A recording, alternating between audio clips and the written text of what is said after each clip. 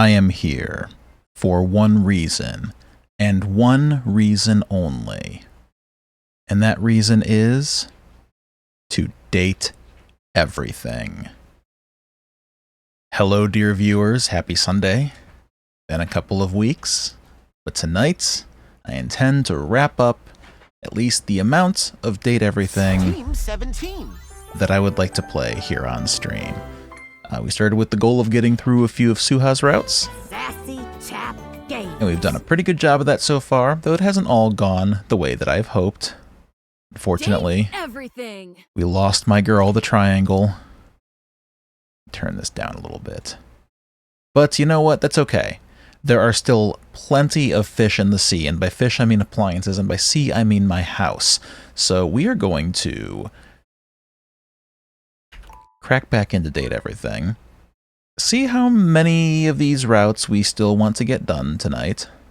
I don't anticipate playing this for the entire stream, but maybe. Who knows? Who can say?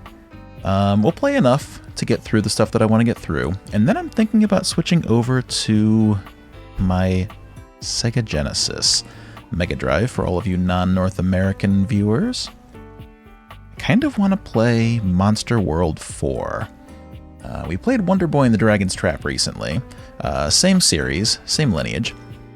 But I think that Monster World 4 is kind of the feeling that I'm getting right now.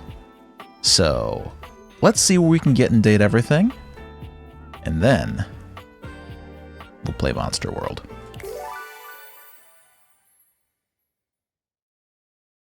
Hope everybody had a good week. It has been a trying week, but we are here. We're here. We're at Sunday. Here in the States, at least, we have Labor Day tomorrow. So, you know, that's neat.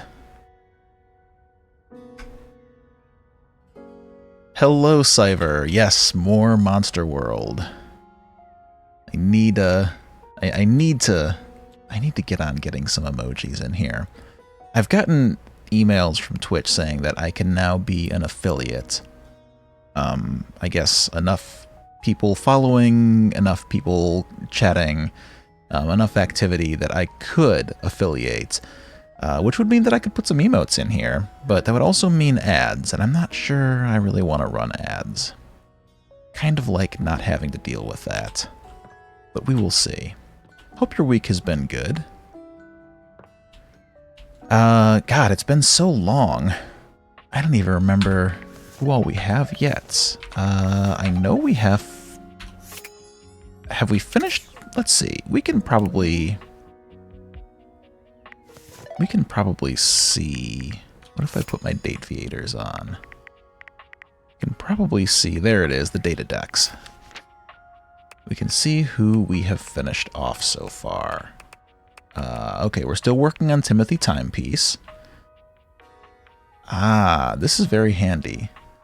My last lesson with Timothy Timepiece was on the value of scheduling. He'd like me to return at exactly 3 o'clock p.m. if I want to see Timmy come at any other time.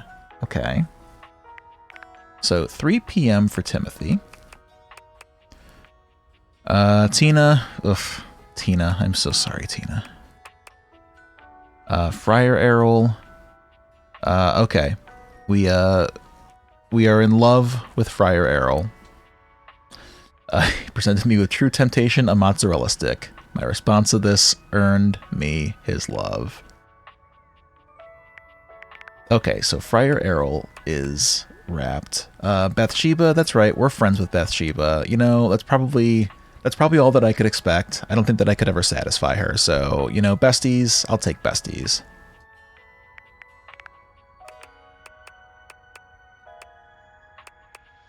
Oh yeah, Rainy. We were working with Rainy. Gossip buddies, exactly. Betty, we're in love with. Okay, so we've wrapped up with Betty. Made a lovely bed full of passion and romance. Betty loves me. Oh, that's right. Betty was deep in conversation with Nightmare. Benoit. Benoit loves me. Sexy time. All right, got another love there. Man, I got a lot more loves than I thought I did. Oh, Bobby Pin. I haven't done too much with Bobby Pin yet. Gotta go back to them. Met Bobby Pin, a smooth-talking, leather-wearing, budding gangster. Bobby did time in Hoof's bag and is now eager to start their own criminal empire. They're scouting locations for Pin headquarters, so go and see them in a place that gets you real clean. Sure, there's a very low bounty for their arrest, but I'm sure this is one pin you won't want to be turning in anytime soon. Sure, they profess a love of crime, but have any been successful? Bobby is the definition of victimless crime, though you probably don't want to tell them that. I forgot all about Bobby Pin. Oh god, yeah, dunk shuttlecock. Sorry, Suha. Not my bag. Oh yes, the sassy chap. That was part of the part of Date the Devs, yes. Shadow Lord. Yeah, we finished things up with Shadow Lord. Skip Shadley loves me with all his dark heart. Good. I love him too. Oh yes, Reggie. Yes, Reggie Rejection, a spiteful voyeur of failed relationships. I'll be seeing him around. Forgot about Reggie. And then of course Nightmare. I've met Nightmare, supreme goth lord and purveyor of horrible visions of the night. She seems to delight in terrifying you, and there doesn't seem to be a lot you can do about it. Okay, well, we've got to do more with Rainy. Maggie, I don't recall much about Maggie. We'll have to go back and talk to her again. Maggie, a bookish, sophisticated mystery hound who is always hunting for her next case. She suggested that you go see Betty and sleep. Okay, maybe we can talk to Maggie.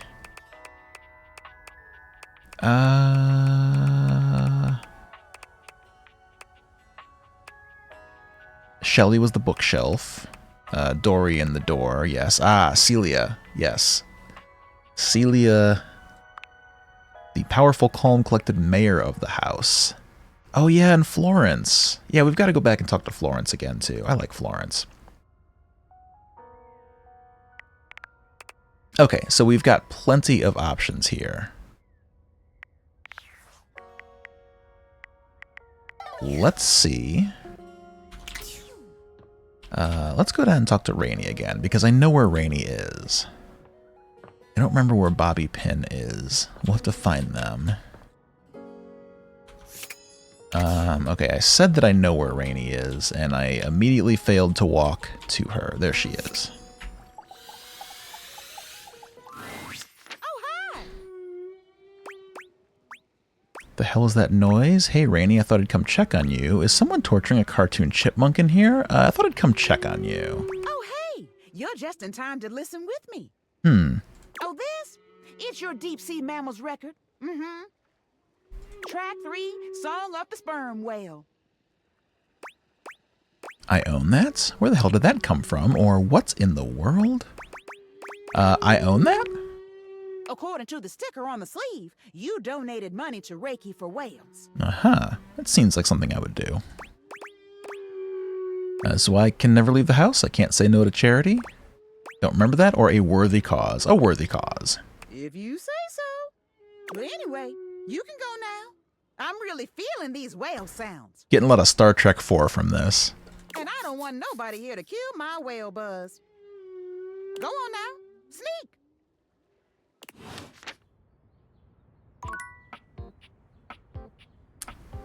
Okay.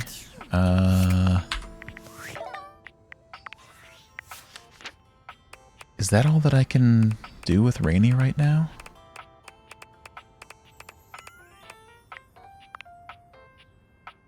Told me to get lost.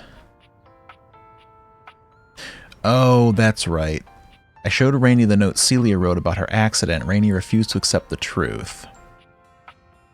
That's right, she's still kind of in denial. Okay, that's fine. Let's go upstairs and see if I can find Florence.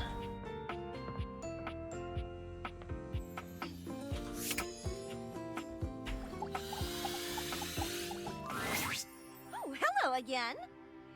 I trust your meeting with the mayor went well? Yep. Wonderful. Anything else I can help you with while you're here? Tell me about yourself. What? You want to know about me? Oh no. No. Oh, yes. You just spoke with the mayor. A little old fuddy-duddy like me can't hold a candle to someone like her. I just handle the paperwork, that's all. Pay me no mind. I love that her coat is a rug.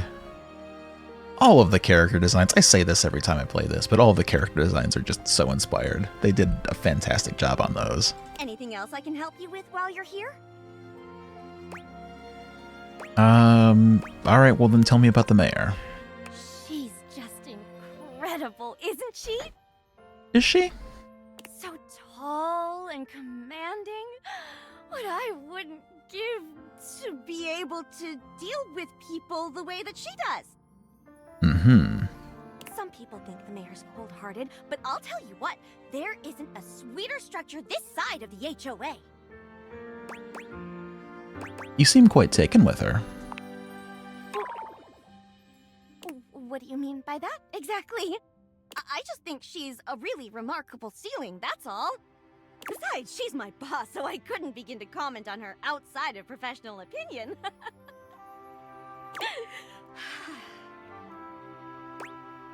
Oh, my empathy is too low. Oh, I hate being locked out of dialogue choices. This is why I always spec my charisma so high in RPGs. I hate not being able to do dialogue choices. I want to say this. Let me say it. It's right there in front of me. Alright. Sounds very professional. Oh, yep. Anything else I can help you with while you're here? Okay, I can come back to this when I have more empathy. Oh, bye-bye. Alright, let's go to Celia's office while we're What else do here. you need? Tell me about Florence. She's the most dedicated secretary I've ever worked with. She would do anything for this office. Unfortunately, the dear can be a little down on herself. Not much in the way of self-confidence. It's a shame, really. She's totally unaware of her own natural charms. And what might those charms be, Celia?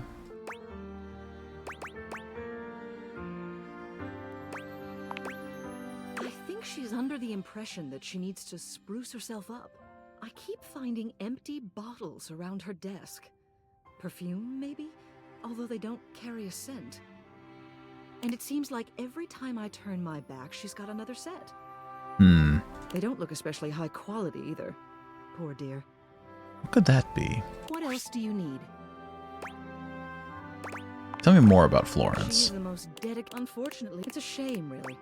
She's Alright, what totally makes... unaware of her own no, natural charms. Natural charms? Of course. She's a hard worker, and she gets along with absolutely everybody. She's never in the spotlight, but she makes every room she's in better, like foil next to a diamond. The objects who come into my office to lodge complaints would be in a much worse mood if she weren't there to take the edge off them. And, speaking personally, I'd enjoy my work much less if I didn't get to see her smiling face in the office every morning.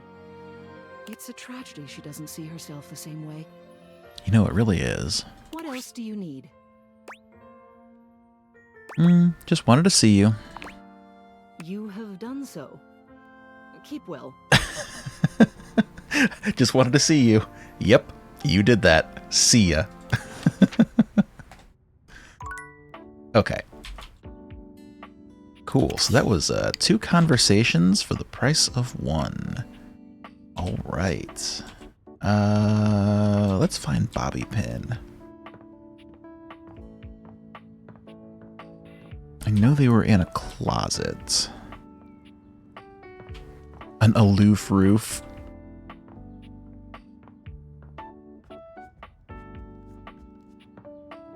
Man, there should be something easy for Floor, but I'm blanking on it.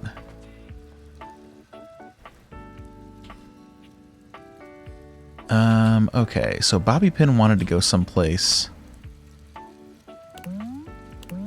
Oh. There's Bobby Pin.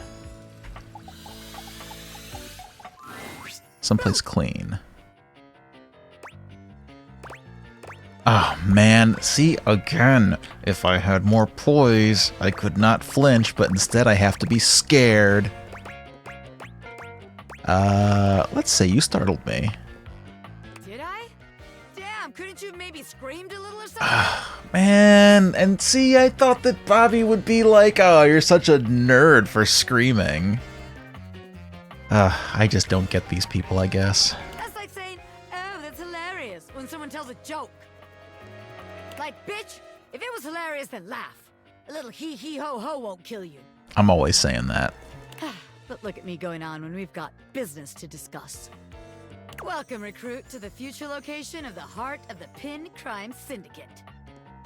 Bobby gestures expansively to the laundry room. Just look at all the opportunities here.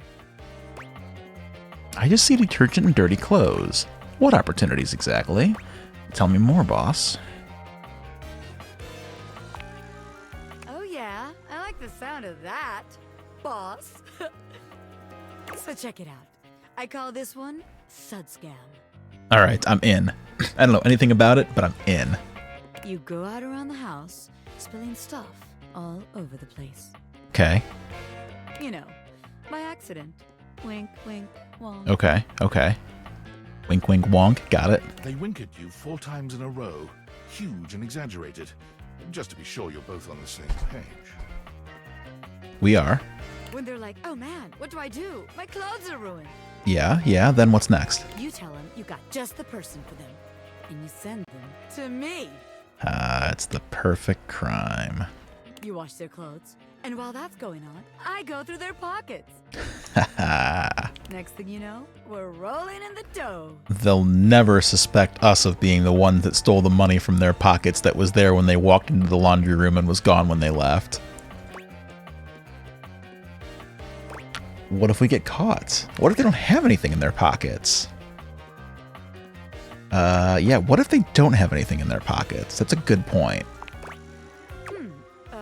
Yeah.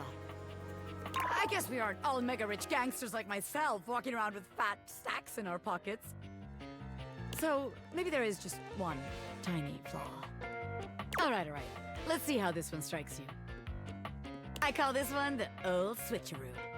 Okay, I'm listening. People bring us their laundry. We take that laundry and sell it online. Oh, damn. All right. Then we replace it with cheaper pieces that fell off the back of the truck. Yeah, this, I don't see how this could go wrong. When they say, hey, that's not my clothes, we're like, yeah, it is. So we just gaslight them. I look at you and I'm like, that's what you brought me, right? And you go, yeah, boss, that was it. And we just stare at the customer until they leave. How about it? Oh, this rules. I didn't think you could have a worse idea, but I'm just not sure we're going to get much money for any of the clothes in this house. The thing is that scam only works once, and we need to be able to repeat it. Damn it, recruit. When you're right, you're right. I love yes-anding, Bobby Pin. This is perfect. The scam's gotta be self-sustaining. Otherwise, there ain't no point. That's right. Okay, so maybe that one wouldn't work. But there's gotta be something good here with stealing clothes. After all, that's where people keep their valuables. I mean, yeah, you're not wrong, but I feel like there's better places to store your valuables, like anywhere other than your pocket. A red-haired laundry hamper explodes into your midst, all rage and indignation. She points at Bobby with a trembling hand. Oh. Stealing clothes?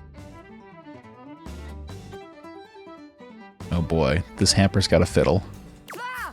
What the hell? I won't let you take anyone else! Never again, you hear me? Never again. Wow. Calm down, you harebrained harpy. I'm just spitballing ideas here. She points at you now. Take your kidnapper friend and get out of here before I toss you out myself! Oh. I'm going! Yeesh! Bobby twists out of her reach, making their way to the door with you. Damn! Bobby Pin can read a room, and I'm reading that the laundry room ain't the place for pinning. All right then, newbie. Here's your hint for the next place you can find me. I'm a pin of business. A legitimate business pin. A legitimate business pin. Got it. You got that? Pin out. Okay. Okay. Alright, so that's Bobby Pin.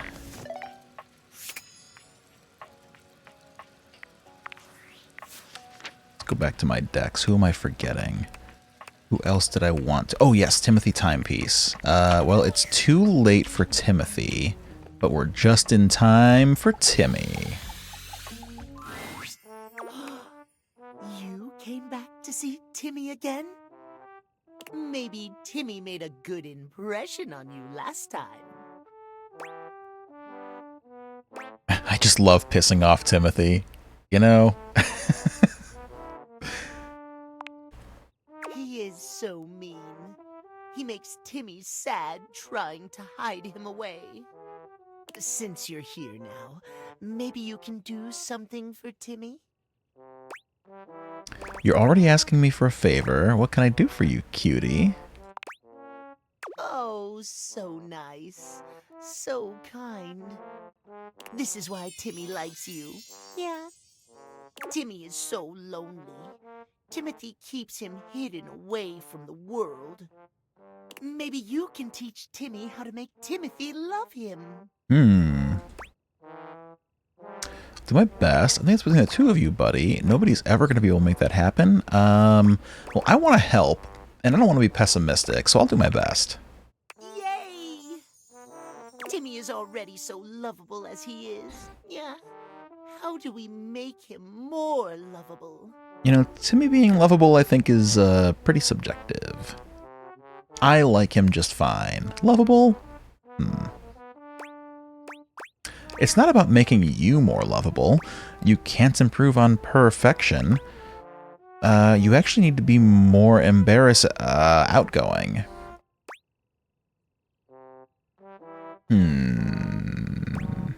Can't improve on perfection. You'll like the pun. You have such good taste. I know. Yes, that's right. Timmy is perfect.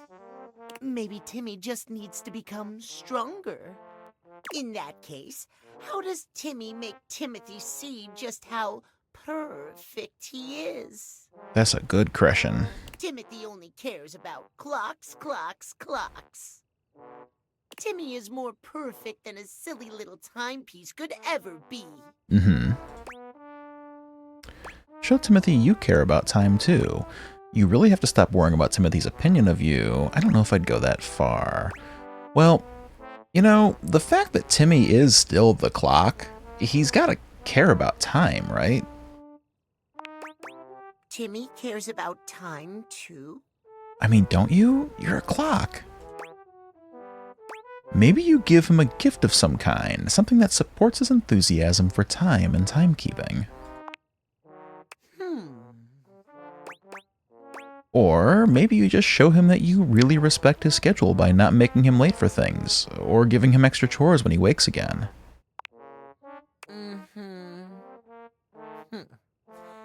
Timmy hears your words. Okay. I was locked into those choices. They don't sound right to me. I don't think Timmy's happy. The Catboy clock yawns lazily.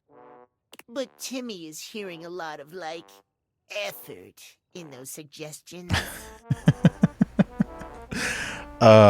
Same, Timmy. I feel you. Maybe Timmy could just be adorable instead. Well, that is a choice, too. Boy, you really do just do whatever you want, don't you?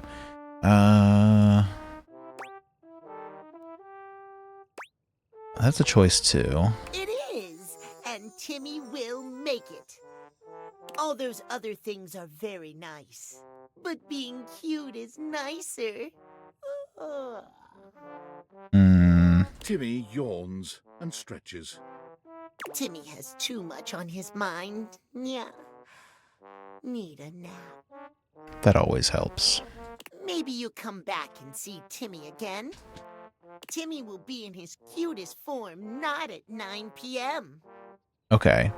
If you want to see Timmy when he's not fun, come at 9 p.m. I feel like I need to talk to Timothy at this point.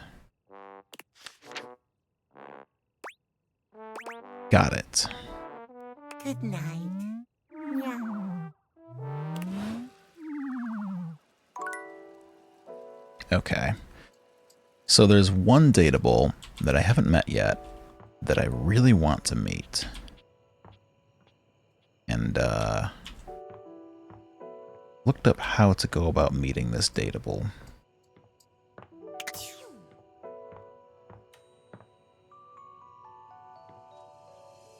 And what we need to do, this is going to be great television here, need to stare at this wall for 30 seconds. More than 30 seconds, perhaps. Need to have the date viators equipped and not move for the extended time period. So we're just going to stare at this wall for a while. There's no way I would have ever found this on my own, so I'm glad that I looked it up. An expanse of blinding white muscled skin fills your vision. It reminds you of that class field trip to the art museum, if not for the torn jeans on this ivory Adonis's lower body.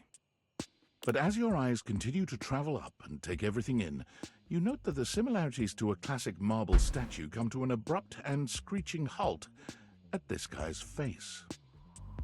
He almost resembles a bleached bowling ball. His eyes are two dark and unreadable holes, his mouth nothing more than a thin line. He has no nose, no cheekbones, no ears. His shining white face is simply devoid of just about anything. Sup, baby? Nice ass. This is Existential Dread, played by my pal Sungwon Cho. Excuse me? Oh, that's so sweet. A workout. Hello, Rua. Yes, you are just in time. This is my first meeting of Existential Dread. Yeah, well, not enough. It is a starting line. Yeah, my body dysmorphia agrees. Yeah, she would, wouldn't she? We haven't talked in a bit, but last time I checked, it's been real. Wait, what the hell are you talking about? Who are you, anyway? What the hell are you talking about? Yeesh, I gotta write a whole dissertation for you? You want some graphs and pie charts? Oh, how about some Venn diagrams? Wow, what a cool guy. Will that help you figure it out? You know, the absence of expression is an expression all on its own. Yes, please. Maybe. Can I see the pie charts? I doubt it. Maybe. Can I see the pie charts? I don't know. Can you? Bro. It's a good thing you're nice to look at, because you're definitely not much in the brains department. Here, I'll give you a hint about my true secret identity. I'm what you spend your entire life avoiding. Going outside? Hot cheese? Reconnecting with my estranged parents? Falling pianos from tall buildings? I mean, maybe. I definitely recommend it. But not even remotely close. I'm your overwhelming sense of existential dread. But my homies call me Doug. Yo. Yo. Hang on! My content aware is going off. Doug is a bit of an abusive dude. If you have any issues with constant aggression from someone, I'd recommend skipping him. You cool with that? Or you want to skip it? Nah, we're cool with it. Carry on. Let's see what you got. Hi, Doug. What's existential dread? So that explains why you don't have a nose. Another dialogue option I'm locked out of. I need more sass. Doug, that's just one letter off from dough. Oh, I want to say that to him so bad.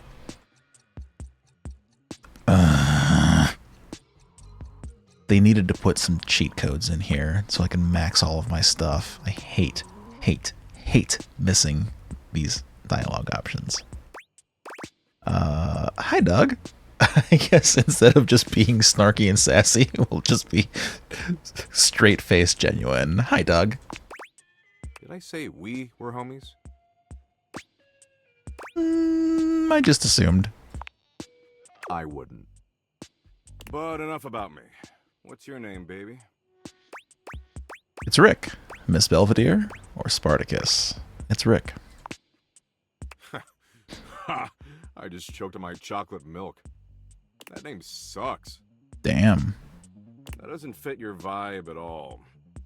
We need something that really captures your fundamental, immutable essence. Mm-hmm. I'm gonna call you... Dork. Okay. Kind of a dick move there, Doug.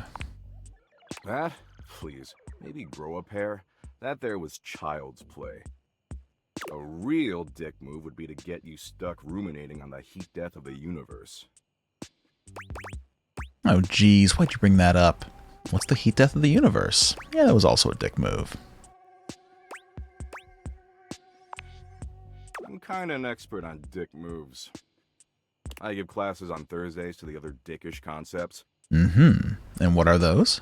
Paranoia's been making a comeback lately. He got soft for a second there, but he's back, baby. Anyway, Dork, since you're here, you might as well make yourself useful and help me out. With what? Sounds great. What can I help with? Do I have to? Sounds great. What can I help with? So I'm doom-scrolling Share Bucket, okay? Okay.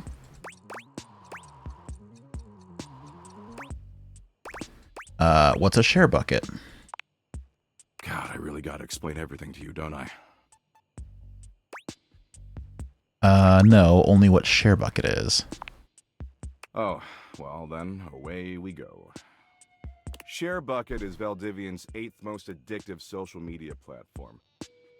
I've been doom-scrolling for hours, and even my totally ripped finger is tired from swiping. So why don't you scroll for me for a while? I think it's a task suitable for your talents. Mm-hmm. I use that term loosely. I love that facial expression specifically.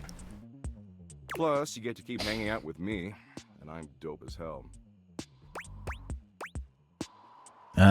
Sounds kind of like a waste of time. Waste of time? Yeah, you heard me. Let's get one thing straight, Dork. Mm-hmm. Time spent with me is never wasted. I'm legit. Mm.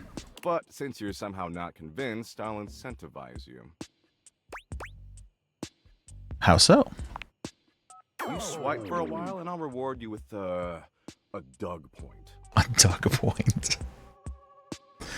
Hello, Suha. Look who I found. Totally did it on my own. Don't go back and watch the VOD. I didn't read a guide.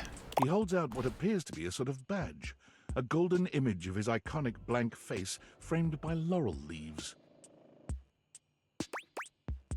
What's a Doug point? What's the Doug point to USD exchange rate? Can I trade in Doug points for cool prizes? Sure, if it'll shut you up.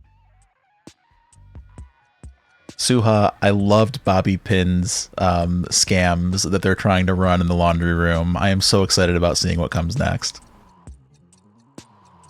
Hello, Pazzy. No idea who Doug is, but you look forward to learning. Doug is existential dread. Anyway, enough yammering. Read me some viral Share Bucket posts, would ya? Oh, wait, what's that? A banned user? What are the top 3 most popular posts right now? Yeah, Bobby is huge. Suha D&D energy. And yes, I specifically sought out Doug because I knew that this was the only character that Sungwon voices, at least the only one that I know of.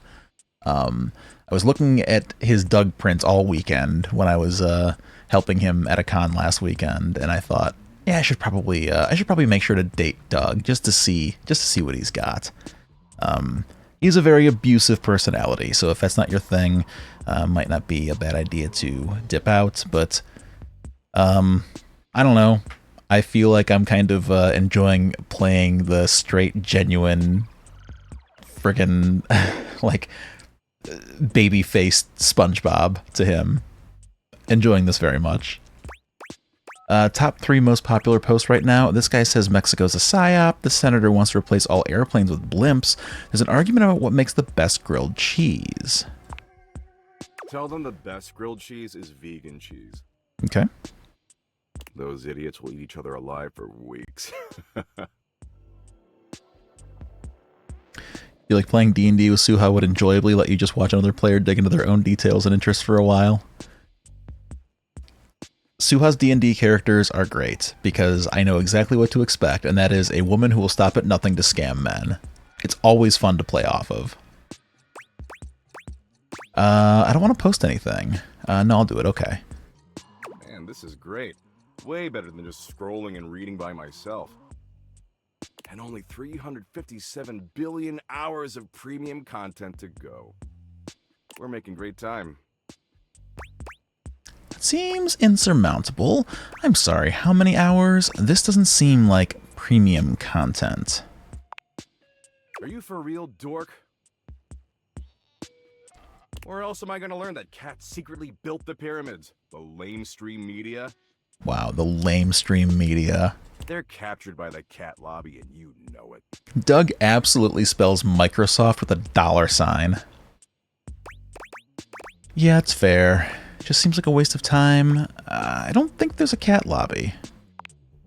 Jesus fucking Christ. Look, you came around here and asked to spend time with me, so I graciously invited you to participate in my kick-ass activities. But I don't have to doom scroll with you. There's plenty of other moderately attractive humans or concepts I could be doom scrolling with. I mean, I should just text Abby. She is super hot. Who's Abby? She did things even porn won't show in some states. Who is Abby? Abby? She's the unceasingly empty feeling of abandonment. Aha. Right up my alley. Yeah, I guess you're right. Go after her, not me. Yeah, maybe go spend some more time with Abby. I like you, Doug. I just don't want to doom scroll. Well, that's stupid, but I hear you. You love when fellow players are so engaged in the game that you can just be a viewer for a bit. You know, honestly, I feel exactly the same. I really enjoy watching a DM wind up my friends and let them go to town. I have so much fun seeing all of the schemes and machinations that come of it, even though I am far too dumb to actually participate in the schemes myself. Tell you what, maybe our interests aren't 100% aligned, but that's okay. A lot of power couples famously were opposites. It's not the end of the world. I agree. Absolutely. See, the end of the world happens in 7.59 billion years when the sun engulfs the Earth, destroying our planet and everything that ever existed. Okay, you're talking about the heat death of the universe now. I did not ask you to talk about this, Doug. I specifically did not want to hear about this. So climate change doesn't destroy us? Yay. No, I said the end of the world happens in 7.59 billion years. The end of humanity happens a lot sooner. Wait, how much sooner? What matters is, I'm hot and you're passably attractive, so I don't want to blow this up over nothing. Especially since Abby isn't returning my texts. Passably attractive? You're too kind. Aw, thanks, Doug. You gotta stop texting Abby. Why? You trying to move in on my turf? No way. Go find your own concepts to share memes with. Tell you what, why don't you come back around here later and I'll try to find us a new activity we both like. Cool?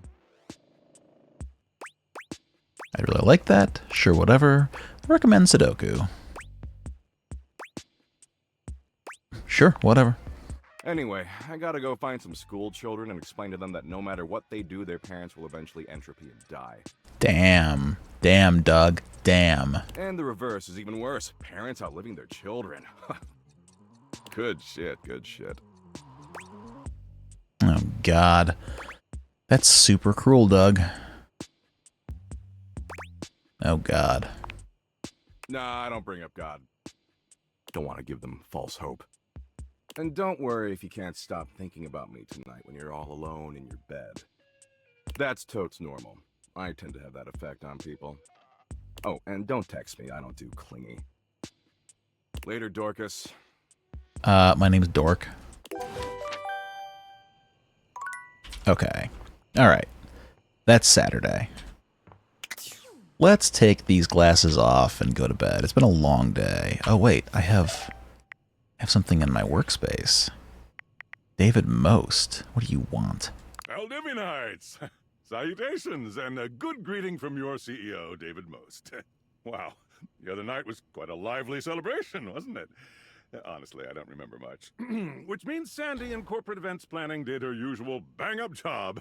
Inspirational work, Sandy. Way to earn that 3% cost of living bonus. Keep it up and undoubtedly you'll be CEO one day.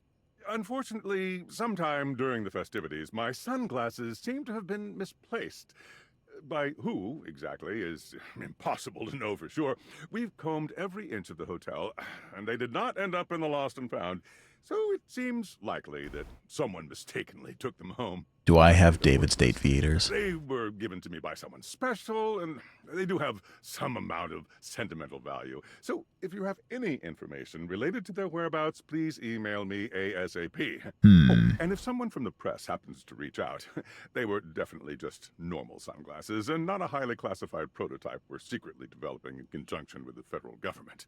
Unrelated, please bid a fond Valdivian farewell to Sandy in corporate events planning, whose role has been eliminated due to ongoing workforce optimization efforts. Best of luck in all your new endeavors, Sandy. Aha. Okay. So I am definitely wearing David Most sunglasses. Great. All right, look, my phone's almost dead. I don't have any energy left for Betty, but luckily Betty already loves me, so we'll just share some quiet time together. All right, let's see here. Where again did Bobby tell me that they would be?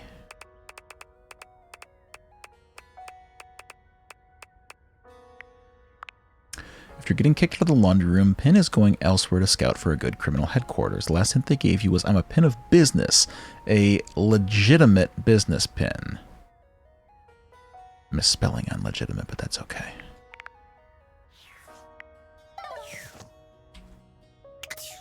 A pin of business, huh? So, in an office? Do I have an office? I have to have an office. That's a kitchen. That's a bathroom. Yes, of course, I started in my office. How could I forget? Oh, Bobby. Where are you? For the last time, I don't have games on my computer. Oh, I knew it wasn't your typo, Sue. I know you better than that. Your business acumen is top-notch. You would never. I can literally see a game right there on the desktop. Well, that's for me, not you. I work hard. I deserve a little self-care. Mama needs to play a little arachnid old maid every now and then to soothe her nerves. Arachnid old maid. Spider solitaire. Hey, I got nerves that need soothing too. From what? Pretending to run a criminal empire? I'm not pretending. This is legitimate. Now that's how you spell the word legitimate.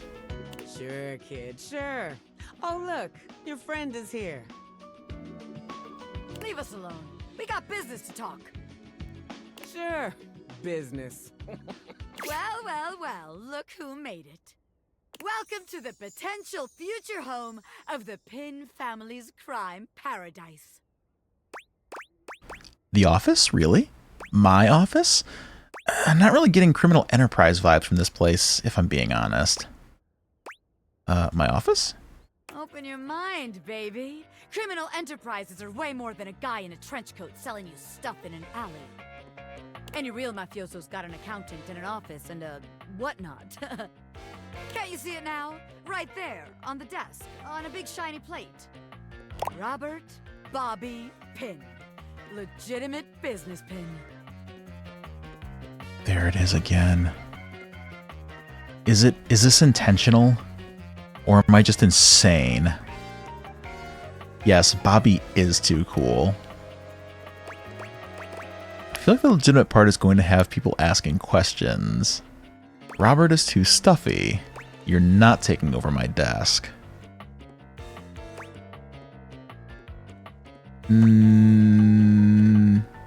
Yeah, I think the legitimate part is going to have people asking questions.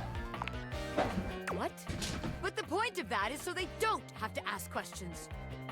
Am I a business pin? Yes. Is that business legitimate? Also yes.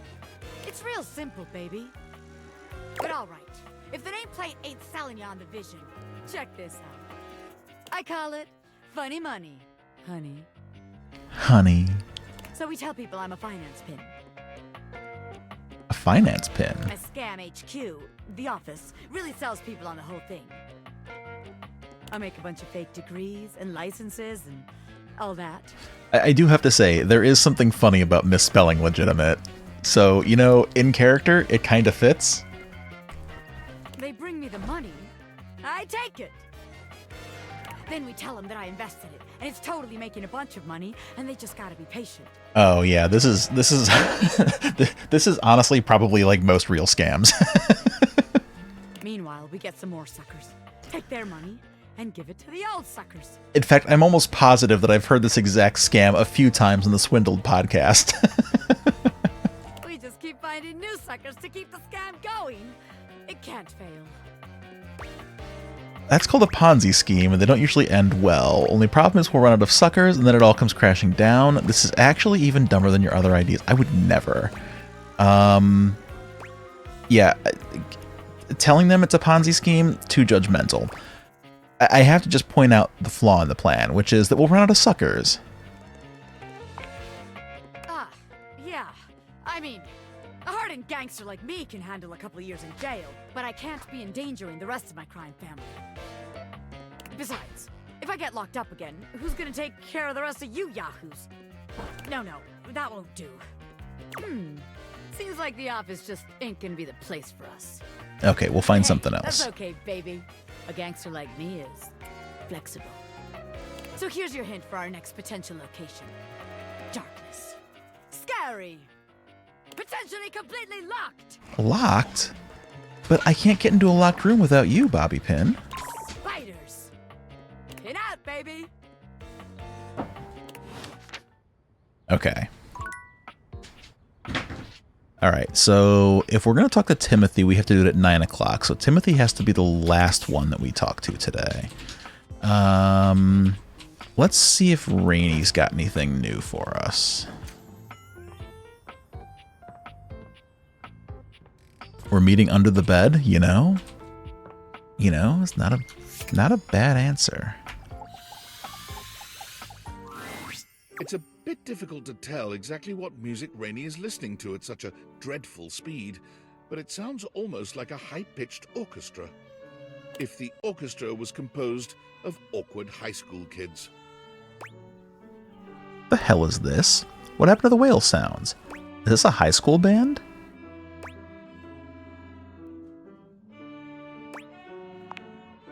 Well, record sleeve says it's your local high school band. Okay. None of these kiddos are virtuosos, but can't you just feel the human spirit radiating from all those shaky notes?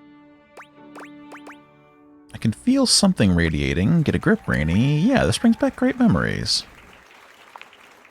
Rainey takes in a deep breath and sighs pleasantly, the cacophonous music evidently registering to her as nothing more than soft, sweet melodies. Oh, I've got an edge already, man. I'm feeling high. Go on now. Leave me be. Play it a bit faster, add a second record, and let's revel in the discordant joy. Okay, so just kind of leaving Rainy to feel herself. It's okay. Giving her some space. Let's see here. Who else was I speaking with? So Timmy's at 9, or Timothy, I'm sorry. Timothy will be at 9. I can talk to Doug. Oh, I was also trying to speak more with Florence. Although I don't know if I'm going to be able to do more with her because I need more empathy. I trust your meeting with the mayor went well? Yep.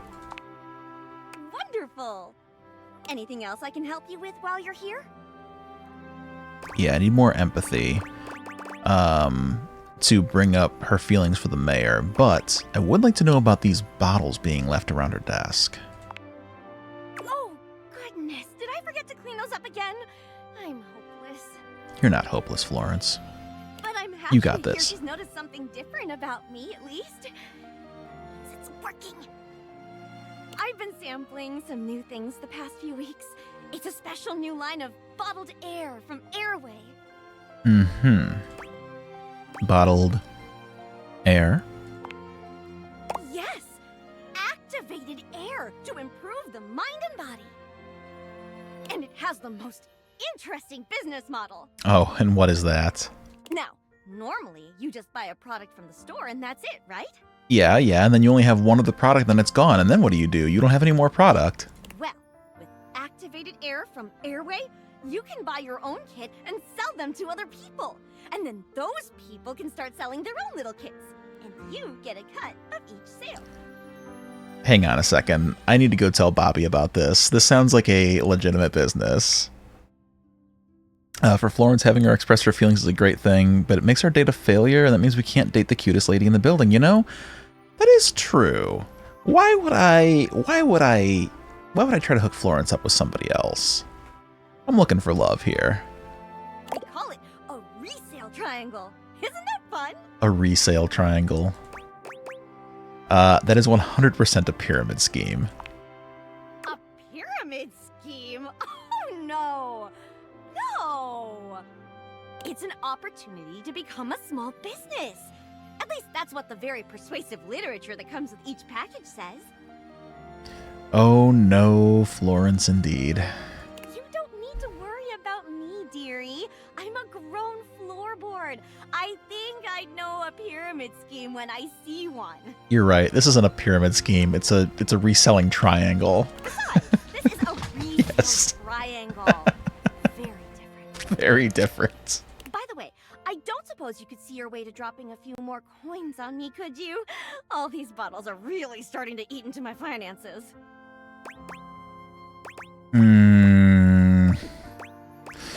I don't want to narc on her, but I do want to help her. Ooh. Maybe I should tell Celia about this. Anything else I can help you with while you're here? Oh, bye-bye. Okay, let's go to Celia's What office. else do you need? I figured it out. Florence is trapped in a pyramid scheme. Okay, good. Good. I'm glad that we're empathizing with her. A pyramid scheme? Well, that explains it. What are they selling? Cleaning supplies. Something called Airway Activated Air. I wonder if Airway is supposed to be a pun on Amway. Oh, no. I've heard of Airway. Despicable company. The telephone pole told me just the other day that their products have infected the whole neighborhood just a few houses over. I love that there's an expanded universe here. That Celia talks to the telephone pole who gives news of other residences. There's a whole world. I'm honestly kind of enchanted by it. If they think they're going to squeeze another red cent out of my Florence, they've got another thing coming. Florence never leaves the premises, which means the salesperson is coming from inside the house. Do you have any idea who might be peddling that snake oil? Oh, I don't know any criminals, Celia. No. No, man, no. Of course not. I see. In that case, I suppose I'll have to investigate myself. You know, don't spend too much time on it, okay? It's probably nothing. Thank you for coming to me with this. Yeah, forget I said anything. I should have an update on this matter within the week. Actually, make that 3 days. I'm bumping this up to priority number 1. Although, you know, if Bobby Pin was involved in the scam, then I would think that they would have let on to me already. Maybe Bobby's okay. Wow, you're taking this really seriously. Of course. A scam is preying on the members of our community. We can't leave them to fend for themselves. Wait for the sequel to date absolutely everything, where you can date the entire local shopping arcade. Listen, if I didn't know that this project was extremely difficult and also possibly detrimental to the health of some of the people involved because they worked so damn hard on it, I would be itching for a sequel. But at this point, I just hope that everybody rests and enjoys the success that they got from this. However, I would love to date the local shopping mall. Especially not the sweet, innocent, adorable ones. What? I said you're free to go. Aha.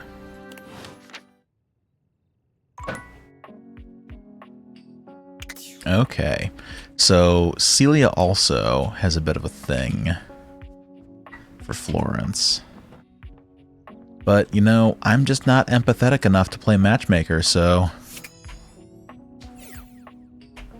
Let's see, is the only way to talk to Doug by staring at this wall for 30 seconds?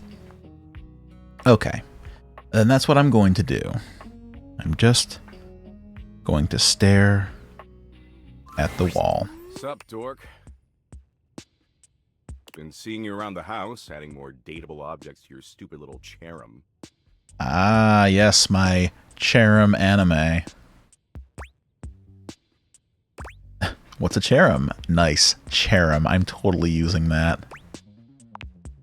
If you have to ask, you're not cool enough to have one. Trying to inject a little culture here, God. You do something new with your hair? It looks different. Aw, thanks for noticing. I finally upgraded a name brand shampoo. Nope, same old hair on same old me. Shut up, dork. Well, it looks like shit. Damn, Doug. In fact, it looks like you got your head stuck in a blender. Damn, Doug. Shampoo can't do that. Anyway, you caught me in the middle of ruminating. I ruminate a lot. It's hella tight. Hard agree. No, I don't think so. What were you ruminating about? I was ruminating about the Big Crunch. You know the Big Crunch, yeah? Ah, yes. Led by its fair captain, Captain Crunch. It's a delicious candy bar. I think my gym has one. It's a machine for abdominals. Yeah, it's a monster truck. Yeah, of course. I am not smart enough. It's a machine for abdominals, yeah? Oh, it'll twist up your guts, all right. The Big Crunch is a theory in cosmology that suggests since the universe is currently expanding, it's possible it'll eventually run out of momentum. And when it does run out of momentum, the forces of gravity will pull it back together, like a giant rubber band suddenly contracting. And if that happens, the universe will collapse back into a singularity, like how it existed before the Big Bang. Everything in the entire universe, and the universe itself, will cease to exist. Poof! Nothing. Nada. Okay, is this supposed to make me feel worse? Because honestly, fuck it. Reboot it. Start again. Sick, huh? It's horrifying, but humanity could still escape somehow, right? Why are you telling me this? Humanity could still escape somehow. Everything would cease to exist. I feel like Doug has made this perfectly clear. I gotta see what he says. Oh, absolutely. Just kidding. The entire universe will be crushed into nothingness.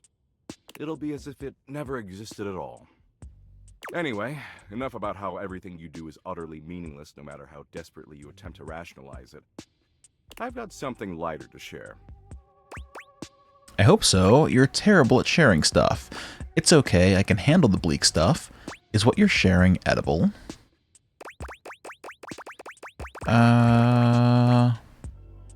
It's okay. I can handle the bleak stuff. Yeah, Doug's personality is the dirt worst. I legitimately do not like this guy. Don't worry. We'll get right back to that regularly scheduled program. Promise. I mean, I'm having fun with him.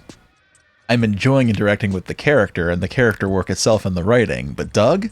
Piece of shit. Can't stand him. Last time we chillaxed, I promised I'd find an activity we could both enjoy.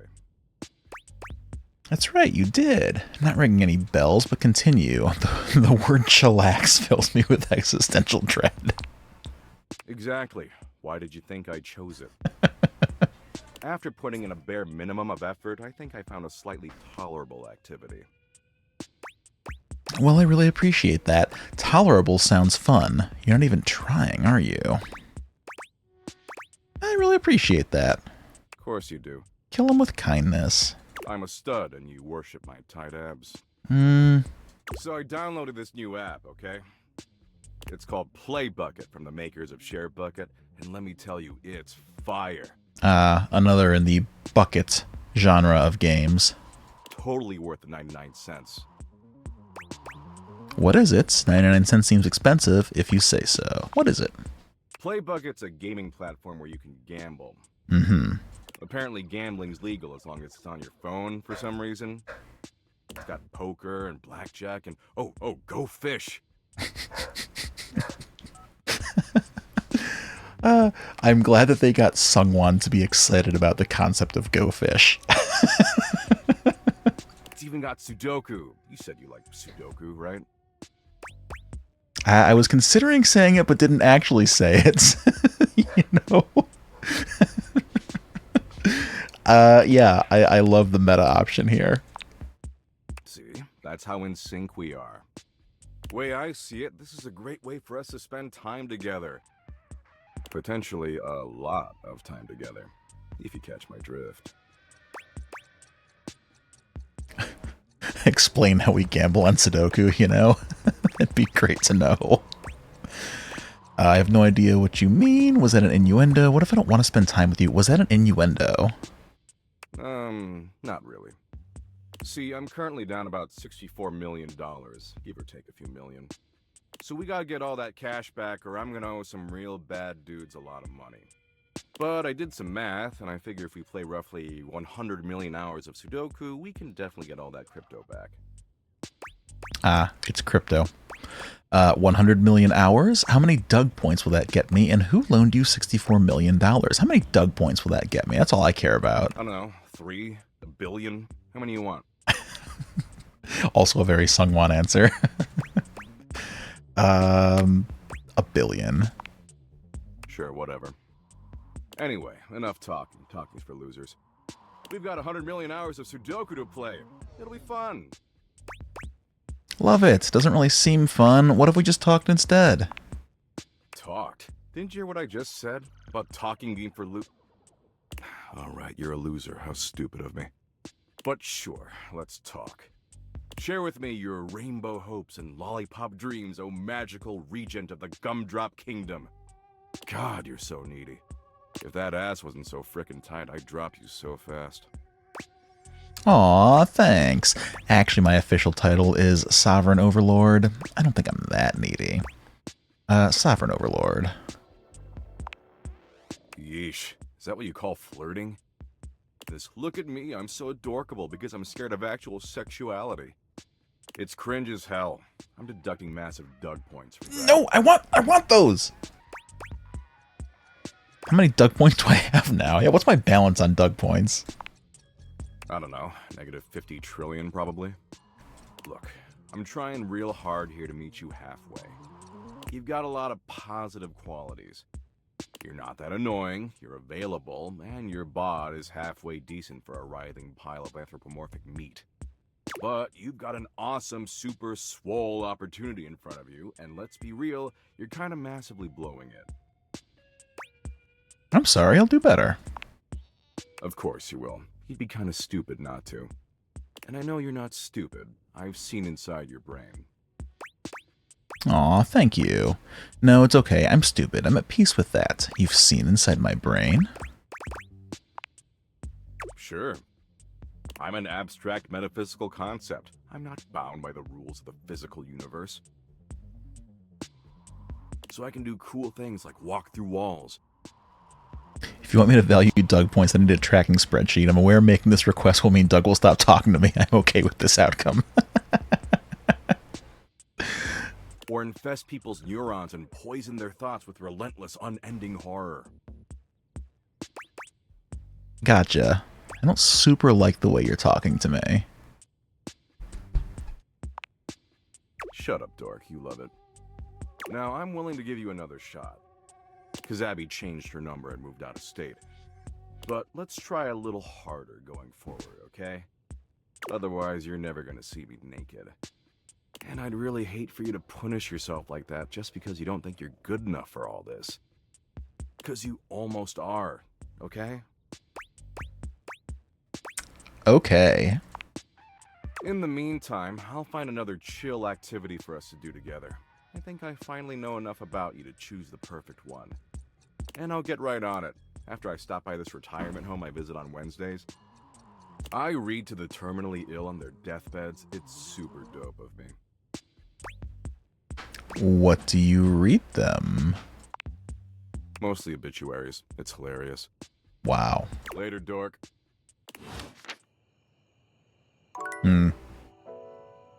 Alright, well, it is now 9 o'clock.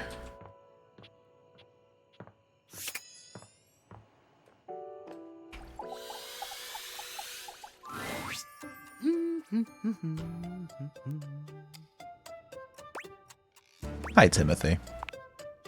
Oh, hello. Goodness me, but it's quite late, isn't it? I hadn't expected to see you in the dark. I just really wanted to see you again. I couldn't sleep. What, you're the only one who gets to stay up late? Me? Truly? I'm touched. But be honest, it wasn't me you wished to see. It was these beautiful timepieces. Timothy gestures expansively to a collection of pocket watches in front of you both. I know I promised to help you with your love life. But if you'll help me care for my collection, I think it will achieve both of our aims beautifully. You want me to help you clean them? If you don't mind. I mind quite a bit. I guess it would help me relax. You'd really trust me with them? I'd love to. Why, yes. You've shown yourself to be a reliable, timely person. Why not? You take a seat by Timothy. He hands you a soft cloth. Gently, just like this, draw the cloth across the watch face. To maintain a pocket watch, one need only use a microfiber cloth.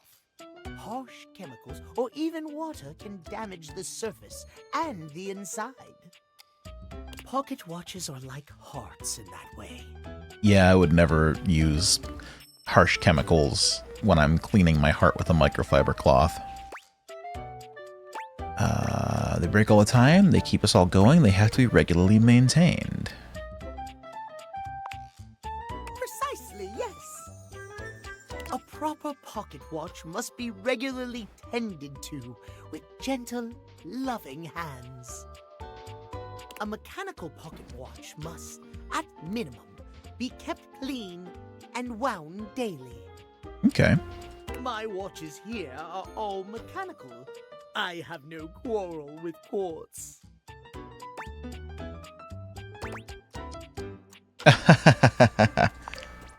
Timothy seems quite pleased. He beams at you, then allows himself to continue on. My point is that quartz watches require a bit less care in their maintenance. And I say this is a mistake. Sure, that might make them suited to everyday use for everyday folk. But who needs that? Yeah, indeed. How will anyone know you're dedicated and good with your hands if you're using a watch that runs on a battery? that runs along tick-tock ticking without outside help? You know, truthfully, really, honestly, as somebody who proudly owns several mechanical wall clocks, they were a passion of my grandmother and of my uncle and of my mom. I can see what Timothy's saying here. There's nothing quite like seeing and hearing the clockwork at play, hearing the chime. Even if it doesn't, you know, easily keep time because it's hard to friggin' calibrate and, you know, you gotta get the pendulum to have the right amount of, you know, length and swing so that it actually keeps accurate time. And, you know, within a week, all of my clocks are completely out of sync with one another, and also the chiming tends to interrupt whatever I'm trying to record at the time, which is why I can't have any clocks in my actual office. And also, it always seems to go off and be noticeable whenever I'm watching a TV show or a movie with somebody, and I'm very keenly aware of the fact that it's interrupting their experience and makes me feel bad. But they sound really nice. I love clocks. It's preposterous, really. And how does that relate to dating exactly? So you're saying I should be high maintenance? So you're making your life harder for no reason. I don't want to put words in Timothy's mouth, so I'll just ask a follow-up question. It's all quite simple, my dear. If you raise the standard of care for yourself, whether it be from romantic or platonic relationships, the quality of caring you receive will, in turn, be much higher. Okay, fair. Timothy looks over at the watch in your hand, as though suddenly realizing you're still holding it. There now, that'll do. You can just set that down there. You know, I would like to have a really nice pocket watch. I don't know what I'd ever use it for. I use my phone for the time. Or my digital Apple Watch. But just something about a pocket watch. Gently, please. I'm finding myself relating to Timothy far more than I expected to. I drop it immediately. Hand it to him instead. Set it down by the other watches. I will set it down. Thank you. Your help and courtesy are most appreciated. You and I have been talking for some time now about these things. I hope you have gotten something from these little chats of ours.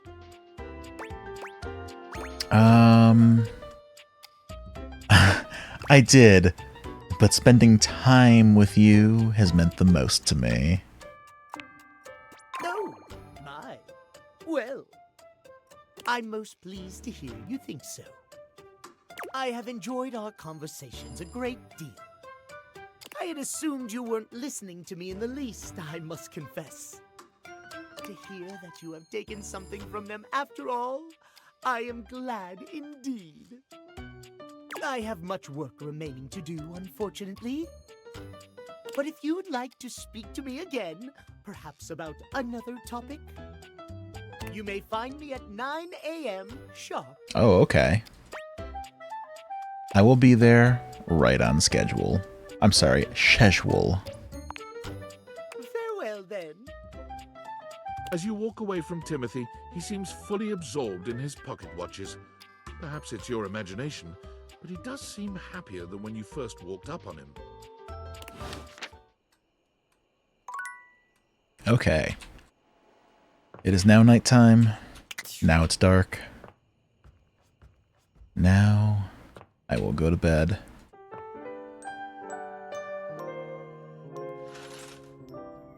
And it's Monday. And what time is it on Monday? What time is it first thing in the morning? 9 a.m.? Okay. You know, I've been going down to the kitchen to see Timothy. But there's a cat clock right here. Oh, look who it is.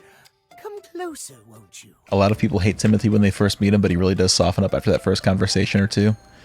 Dunk? Oh, the jock? I did start him. Gonna focus on other datables. Not a big jock guy. Come have a look at this. Timothy is in the middle of some sort of complex operation, taking a pocket watch apart. If I wrap up any of the other paths that I'm on, then I'll go back to Dunk. I wouldn't normally allow just anyone else here, you know. But you've shown yourself worthy of trust. I'm so honored. You're a fool, then. Trust for what? I'm so honored. The honor is all mine, my dear. Come and sit here by me if you would. Yeah, you know, at first I liked Timmy more than Timothy, but I don't know. Timmy's awfully aloof, and Timothy, I respect the punctuality. It's something I could never be. Watch repair takes a great deal of care, patience, and trust. And of course, I could never admit to Timothy that I'm horrible with punctuality, so instead, I'm going to pretend that I'm good at it and never reveal my true feelings to him and just work at it behind the scenes and just get extremely anxious whenever I let him down. This will work out perfectly for me, and there is no way that it can go wrong. I cannot have just anyone around me when I work. But you, I feel a strange calmness in my soul when I think of you. You're calm? Normally I am, well, I admit, perhaps a bit tightly wound. Shouldn't tightly wind your clocks. Not good for the sprockets. It is by necessity, after all. A failure to adhere to the schedule to promote and uphold that most holy of values, timeliness. It can be catastrophic for a number of reasons. You tell Timothy you're good at punctuality, I don't tell him I arrived 2 hours and just paced around waiting to make sure I wasn't late. You know? That's a far better way of handling it, yes. You only just noticed that his coat lapels are cats too? Oh my god, yes they are. God, so cute. But I know now. You saw for yourself just how costly it can be for me. But your steadfast smile, the way you have continuously accepted me for who I am, it has changed something inside of me. I was so afraid to be seen as someone out of control, someone who is ruled by his basest instincts. I was afraid I'd lose everything I'd worked so hard to build for myself. But I realized that was silly now. The right person will understand I may not always be as perfect as I aim to be. Whether or not I am that less than ideal version of myself. In the end, I remain Timothy. And what's more, Timothy holds the watch out to you, and the two of you watch its delicate components tick away the seconds. Honestly, pretty romantic. no longer does the beat of my heart synchronize with my pocket watches alone. It beats in time with another. He gently closes the watch face, setting it down away from him and taking your hand in his. I never thought I could find someone who not only accepts every facet of me, but even understands them. Tell me you'll stay by my side through the hours, day or night. It's never happening between us, weirdo. I thought you'd never ask. Really? He laughs, happier than you've ever seen him. You've never seen him look at anything but his prized watch collection like this. You've made make me so happy, my darling. I cannot believe I can truly have it all. Your mean hate options are very good.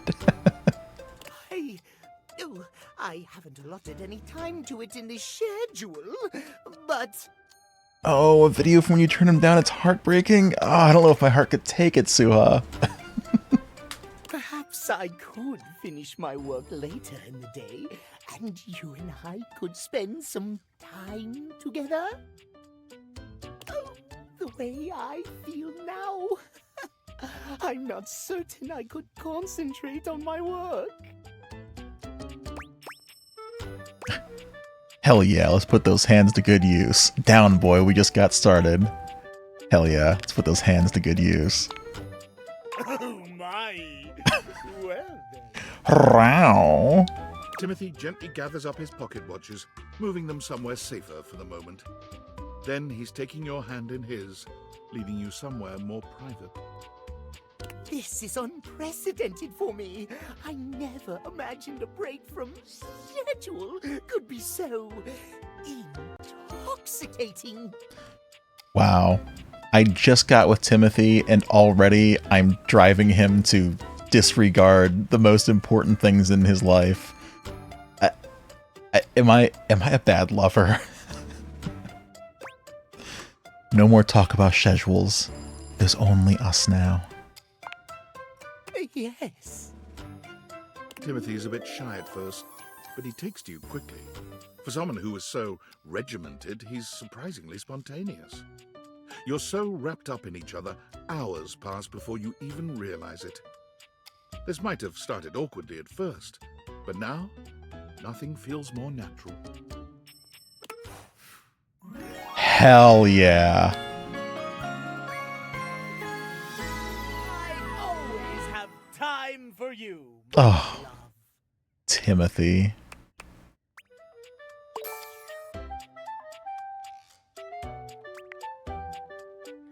Still need some more empathy, though. You've been caught red-handed, showing feelings of an almost human nature. This will not do.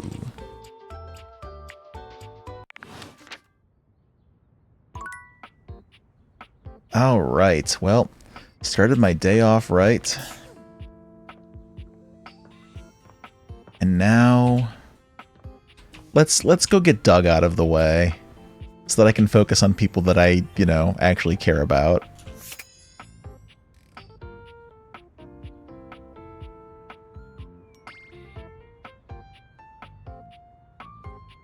We'll just stare at this wall. Sup, dork? Smile looking fresh today. They definitely shortened that sequence from the initial, 30 seconds or whatever it was. Graciously. You get those teeth whitened? Yeah, thanks for asking. Must be my new toothpaste. My insurance doesn't cover dental. That's rough. Well, in the grand scheme of things, nothing you do remotely matters, and having clean teeth won't make any difference whatsoever once you're dead. If that helps. It kind of does, thanks. For sure. Always looking out for you. Teeth are fascinating, you know? I feel like there's something in the audio for Sungwon's lines. I can't place it, but something sounds wrong. It sounds almost a little warped. I wonder if a little remaster wouldn't help that. Sounds I don't know how to describe it, but I'm just hearing a little bit of a warbliness to it.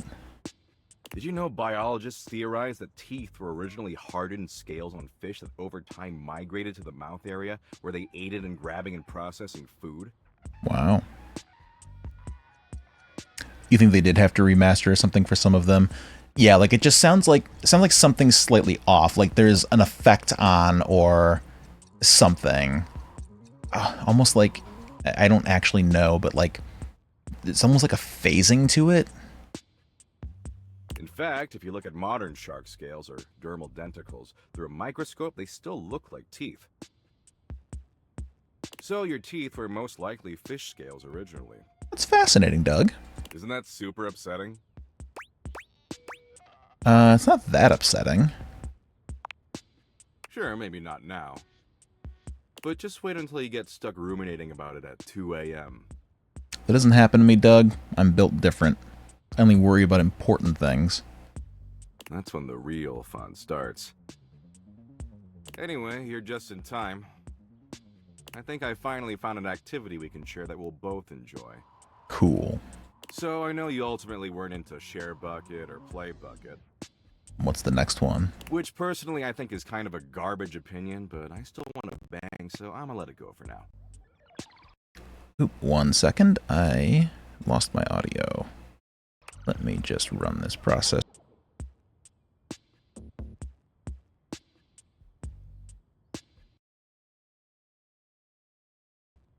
The good news is, there's a brand new app that just rolled out, and it's the dopest one I've seen yet. The dopest one yet. What's this one? Fuck Bucket? You want to hear about it? Absolutely. It's called VidBucket. It's a video app that exclusively features car crashes, really gnarly ones. I feel like Doug will be incredible in bed, but for Pillow Talk, we'll explain how dirty and dangerous the act was, so you better go to the doctor before you sleep. Hey, you don't know where I've been. And sorry, I was so excited, I kind of got started watching without you. Totally my bad. Wow, you stream cheated on me with VidBucket, the car crash app? But the good news is, there's still over 253,000 crash videos we can watch together. Okay, this can be a productive activity. We can watch these and learn what not to do, and how to be safer, more defensive drivers. Man, it's gonna be so tight. Sounds like more fun than she's rolling. That is exactly the kind of corny-ass cringe line that I want to see Doug reckon with. Oh, absolutely, dork. Nothing more fun than an endless stream of a relentless graphic death that makes you confront your own pathetically fragile mortality. And it's not limited to just our country. See, every country in the world has car wrecks. Wow, really? And the less government oversight, the sicker the carnage. Total splatterfest. It's legit. You ready? Do I have a choice? Choice? Don't worry your pretty little head about that. When you were a teen, it was so easy to stumble on really bad crash videos and worse. This part isn't even a joke. It's just 2005. Oh, yeah. Oh, yeah. I had friends who were into the gnarly shit. What was it? Rotten.com or something. I could never bear to actually see it myself. I could not go. I am too squeamish. But yes, they would talk about it, and I have to admit, the grimness of it all did have my curiosity, but I refrained because fuck that. Why would you want to shoulder the burden of choice when I can choose for you? Okay, let's get ready for senseless graphic destruction. Oh, can you press the play button for me? My ripped fucking fingers are kind of tired. They were pretty busy last night, if you know what I'm saying. That was the correct choice? Yeah, I feel like it was. No, I don't, but I have comprehension issues. Oh my stars. Tired from what? Crocheting? Pro-whatting? Sorry, when shit sounds too boring, my brain totally just blanks it out. I've already forgotten whatever dumb thing you just asked me. Anyway, I was texting Abby all night. She forgot to block me on WhatsApp. Gotta block me on literally everything or else I always find a way through. Tired from the hand shandy. I'm real persistent. Anyway, assume that was pretty clear. Man, you really need to take some fish oil subs or something. That's what I call supplements. It's trademarked. Get some fish lube in that mouth along with those dermal denticles. Because right now you're on a one-way ticket to Dementia Town. It's really sweet of you to care. Can we stop talking about dermal denticles? What if instead of watching VidBucket, we tried talking? Jeez, what is it with you and talking? We are talking right now, blah, blah, blah, blah. Our mouths are flapping and pointless information is being exchanged. See? You're being kinda rude. I meant more about hopes and dreams. And isn't that better than watching 253,000 car wrecks? I meant more about hopes and dreams.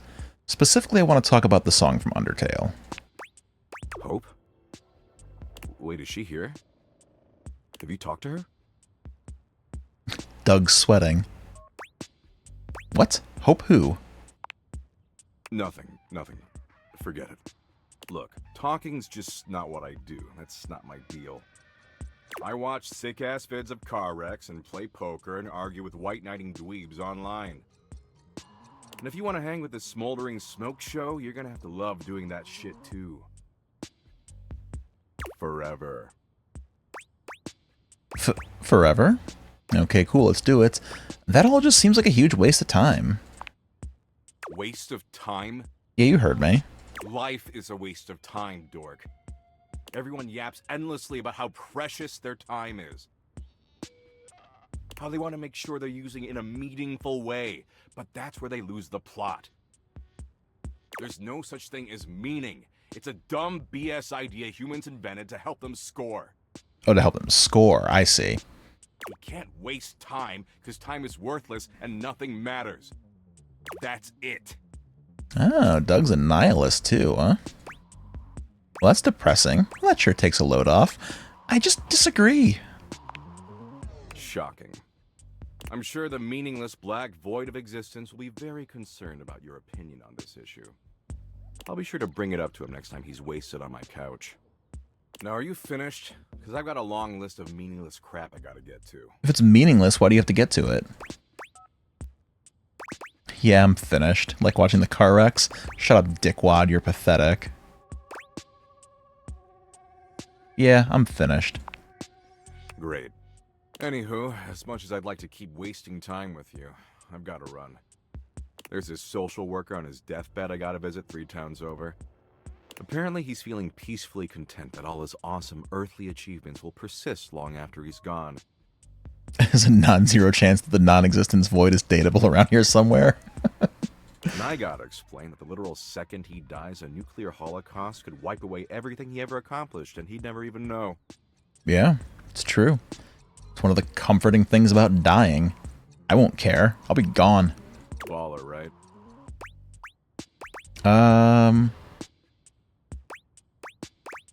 Your cruelty is horrific. Listen, he's the one who wasted his life doing good for others. Maybe we can meet up later, though?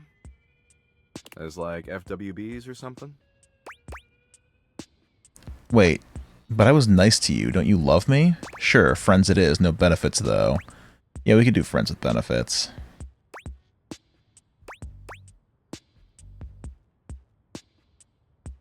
Sure, friends it is. No bennies, though. Damn, love those bennies. See you around, dork.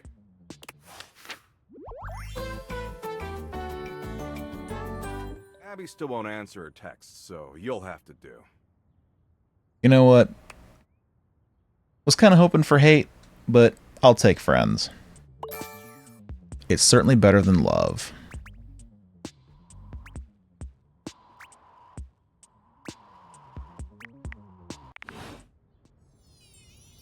Alright, well, with that out of the way, let's get to somebody I actually care about. Where you at, Rainy? You're right behind me. Rainy is for once not dancing, nor listening to disturbing music.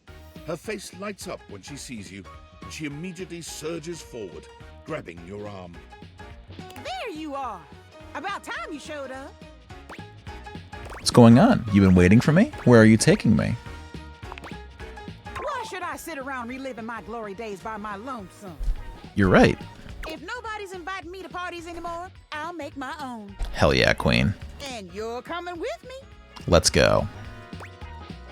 But where are we going? Can't we just party here? Why are you dragging me to the kitchen? But where are we going? We're going drinking at Bev's. Bev? Bev's hooch is top shelf. Must be the beverage something something? I don't want to be judgmental. Yeah, sounds great. Keen, let's go. Ha-ha! There she is, the good time gal herself, the grand dame of Giggle Water. You don't know how, but you forgot how good her music is. Wow, look what the cat dragged in. Ah, yes. The beverage cabinet. The liquor cabinet. Hey, Bev. Hey, yourself. What can I get you? You know, I have never once in, like, you know, real life ever heard somebody respond to hey with hey yourself. I see it in books, see it here. I've heard it in shows, but I've never once said hey and then had somebody say hey yourself. They usually just say hey. The yourself is implied. Anyway. Remember that secret stash? Is it time? Damn straight. You still remember where it is? Like I'd ever forget. Second floorboard from the back, third floorboard from the corner. Atta girl, that's my bevy. Thank you, Fire Drake. Finally, somebody has done it. I'll be right back. Perfect time to make an entrance. Welcome to the stream. We are hopefully wrapping up our datables here tonight and date everything. And then we're going to move on and maybe play a little bit of Monster World 4 on the Sega Genesis. Get back to some retro gaming. What was that about? It's a secret. Here we are. 3 apocalypses for my 3 favorite customers. Yes, this is furnishings. I'm my own favorite customer, by the way.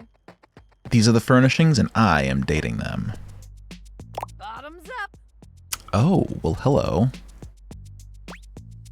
One sec. What's in this? Aren't you going to tell me what this is? Does this have alcohol? One sec. What's in this? Great question. What do you know about internal combustion engines and their propellants? Not a damn thing. Yeah, nothing. Are you serving us jet fuel? Just a normal drink here. Bottoms up. These mugs on her arms, they don't look comfortable. That actually looks uncomfortable.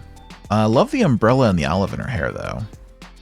And the bottle opener brooch is cute. Salud!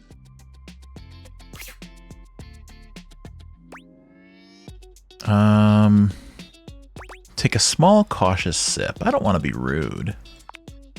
Ooh, woo-hoo! Woo! Keep 'em coming, Bev. You got it. I feel like that can't be good for you. Oh, don't be such a blue nose.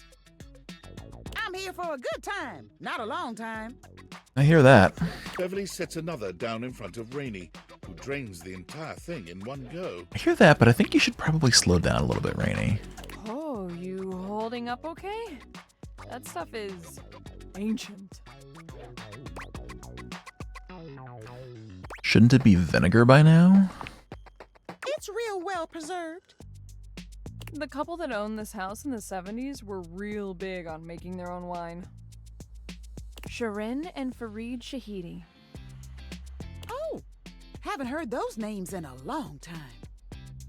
Wasn't everybody drinking this stuff that night you, There is a long silence as Beverly's words settle in. Rainey's face crumples into a sob.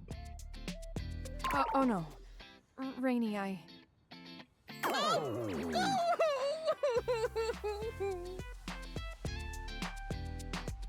Also, not to, like, undermine the moment, but I just realized that she's got, like, a fan made out of, like, what are those, 45s? That's great.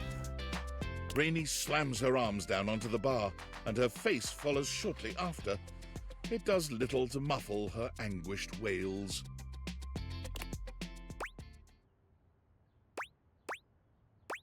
Don't cry, Rainy.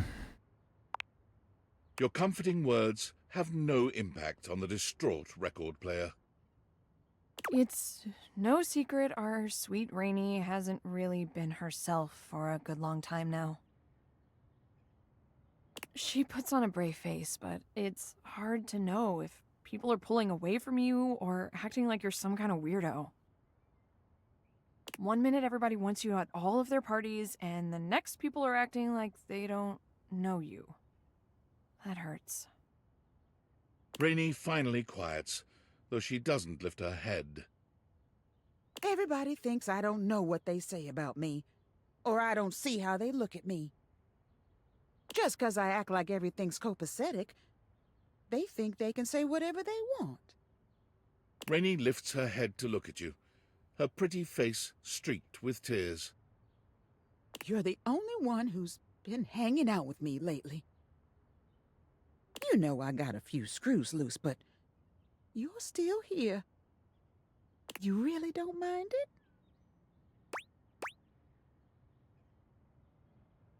Who among us has all their screws anyway? Rainy laughs, a sincere smile amidst the sadness. And that's true. People think I don't know what's wrong with me, but I do. I can feel those damn screws rattling every time I dance. It just reminds me of what happened.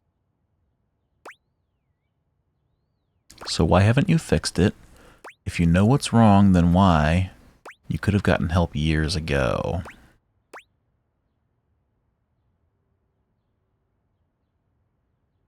So why haven't you fixed it? Because I'm scared. Would you be okay letting someone mess around with your mind? Fundamentally changing who you are. Maybe I'm weird now, but I'm still me. And if I tighten those screws back up, well, who am I then? And is everybody gonna start coming back around pretending they didn't abandon me when I wasn't good? Maybe they will, but you'll know the truth. You can't hold yourself back on other people's accounts. You deserve to be your best self, Rainy, no matter what happens. Yeah, I like that one. I guess so. Rainy sighs, examining her own distorted reflection in Beverly's cocktail shaker. You do deserve better, Rainy.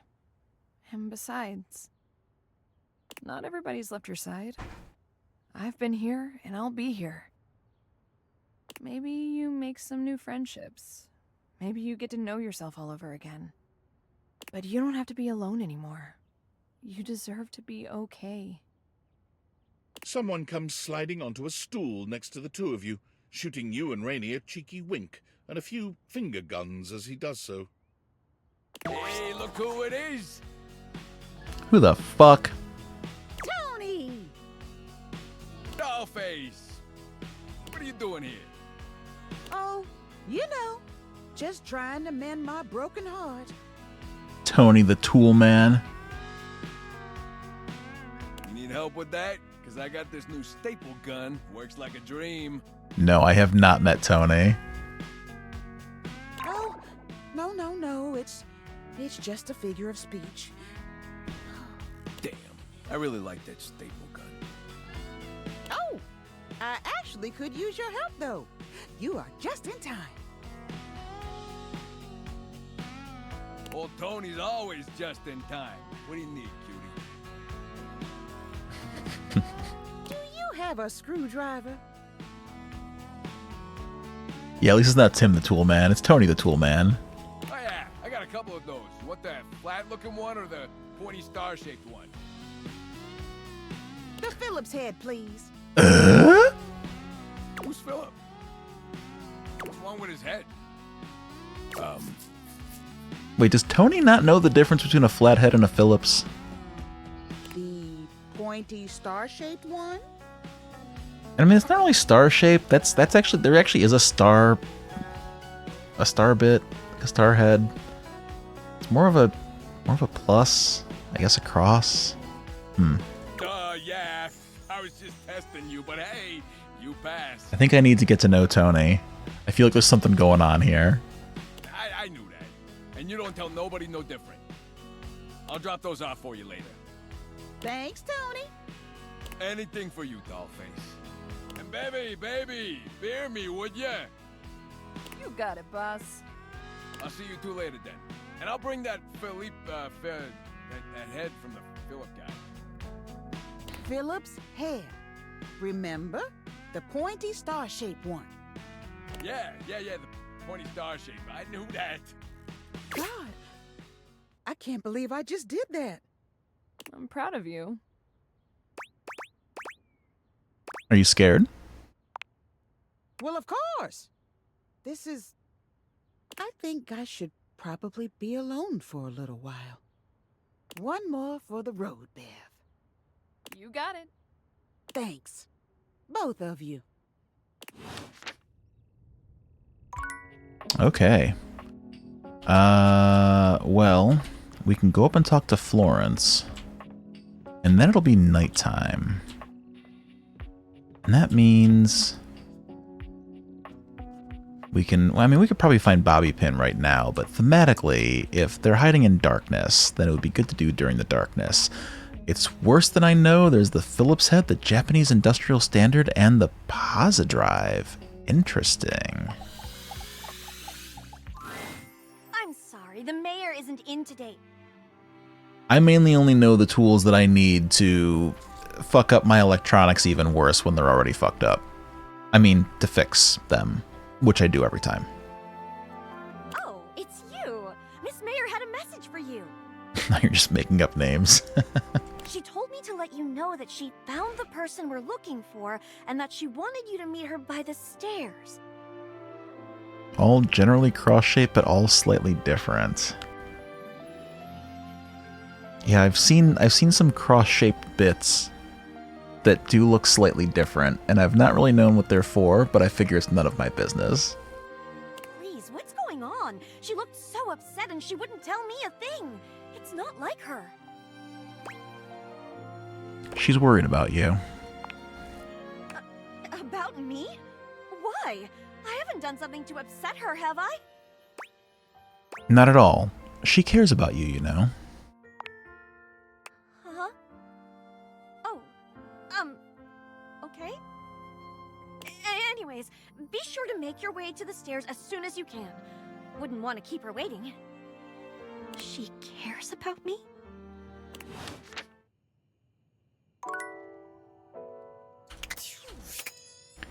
Okay, well, I do need to get with Celia by the stairs. I would assume that I'd have to do it, like, here, maybe? But first I want to find Bobby again. Although, I may have played myself. It may actually be too dark now. It'd be too dark for me to find a Bobby Pin.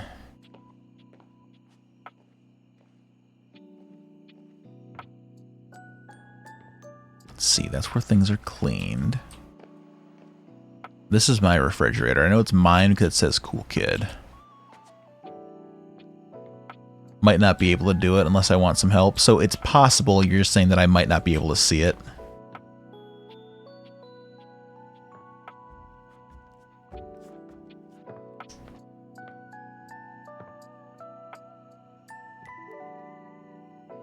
Oh, I just can't access, okay. Have I just not gotten that far enough yet, or is it like a timed thing?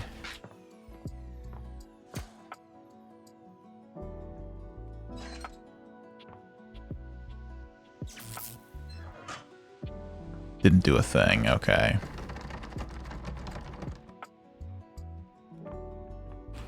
Okay, well...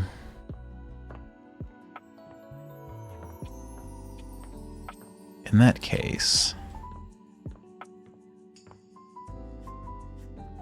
wonder how hard it would be to find Celia.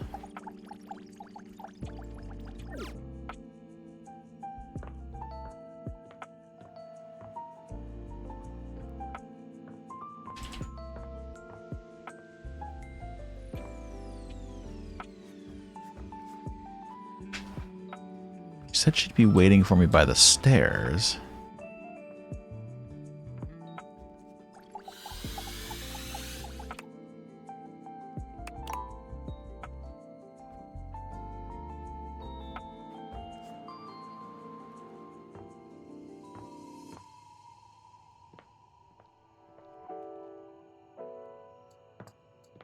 haven't talked to this railing yet.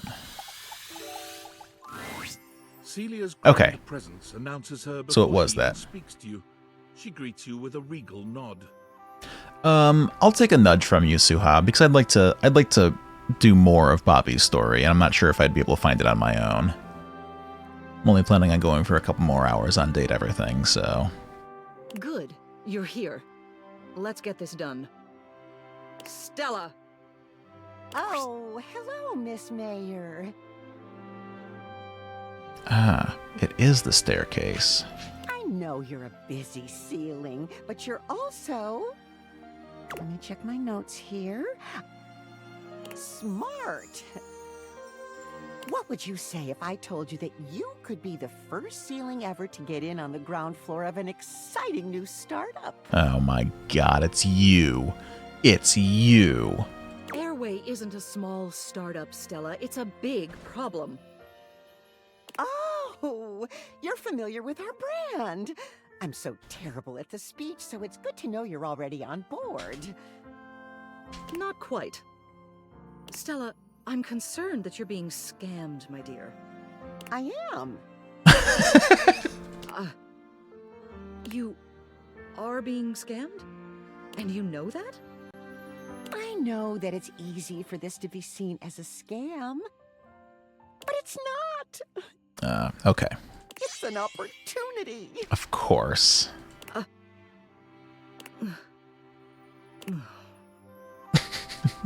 And it's the only opportunity I have. Stella. Please, Celia, just let me try.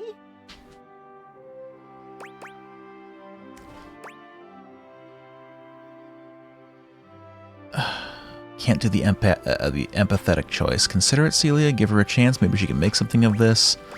I mean, I wouldn't go with that anyway. I'm not going to let her friggin' try to get wrapped up in a Ponzi scheme, especially if she's dragging Florence into it.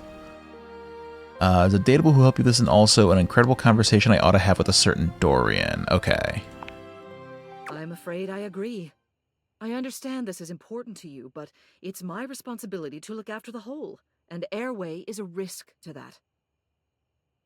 I'm officially banning all sales of Airway products within this household. You intervened.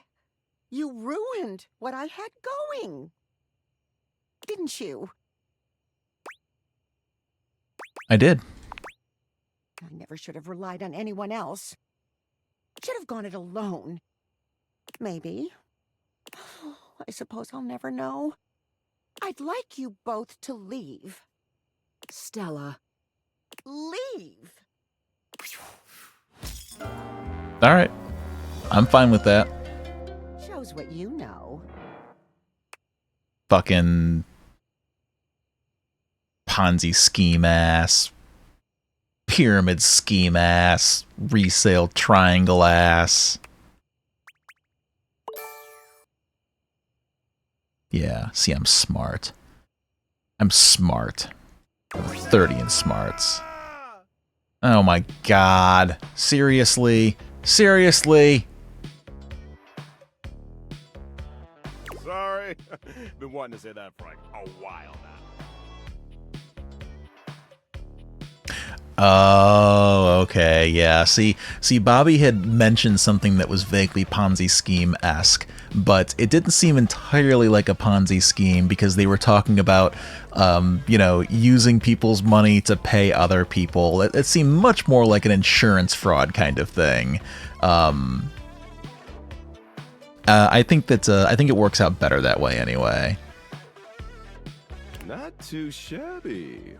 You know, I'm not one for friendship much, but I think it's time we scooch up our relationship a half notch so I can throw you a bone in the form of specs points. Oh, good. Love points. We compadres now, you hear? Can you give me some Doug points too? I just want to see what they're worth.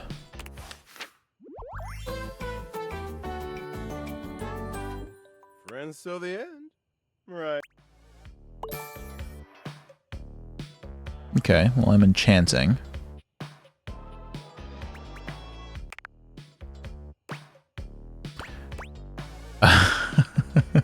Sounds good to me. Hope I can get you to hate me too. Friends with you. For now. But look, I really do see potential in you. Maybe this time I can teach you my ways. Honestly, I kind of really like Reggie. Doing what? The art of pain, my dear. Rejection to its fullest potential. It's weird that you like rejection so much. I don't like rejection. I love it. It's like a warm blanket you snuggle with at night. Yes, I was going to say the exact same thing. He's got that Prince vibe that just, I love it. He's great. And hey, getting a hate ending with these chumps around here is real easy if you ask me. Plus, you get the same amount of points. Whoa, it's the perfect crime. You do have a point there. You know it. You'll be done with this little date theater experiment in no time. Keep hating.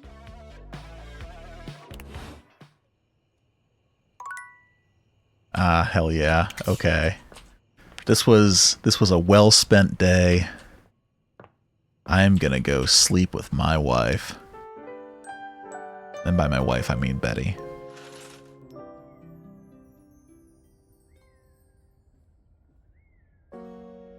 Okay.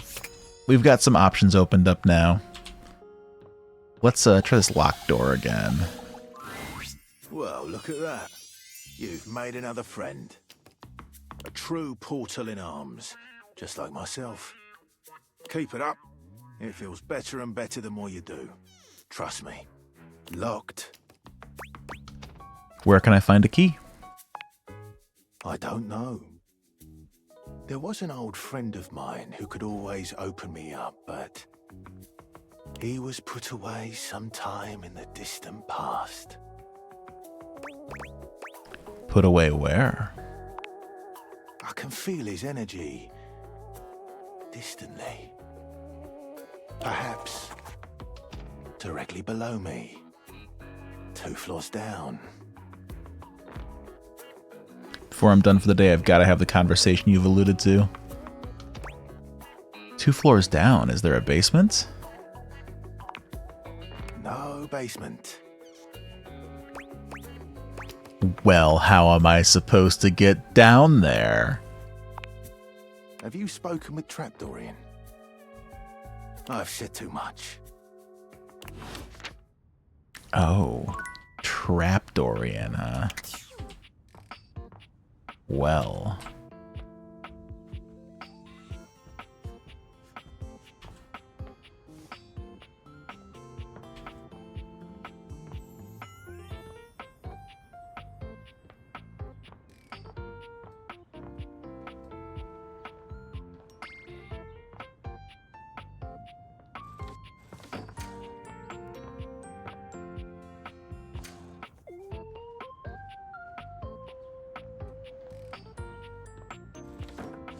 No.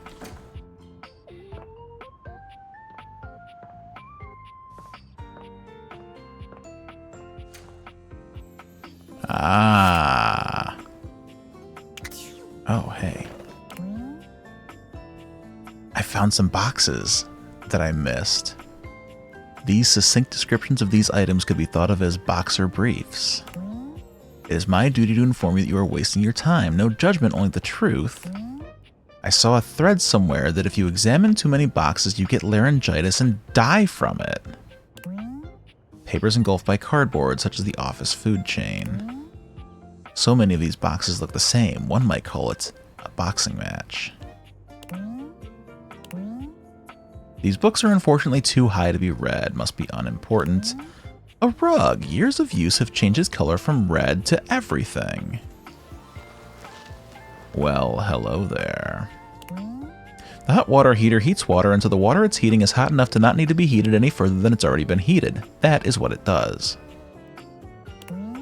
It's a trapdoor. Oh, I can't talk to... Oh, because I already talked to Dorian.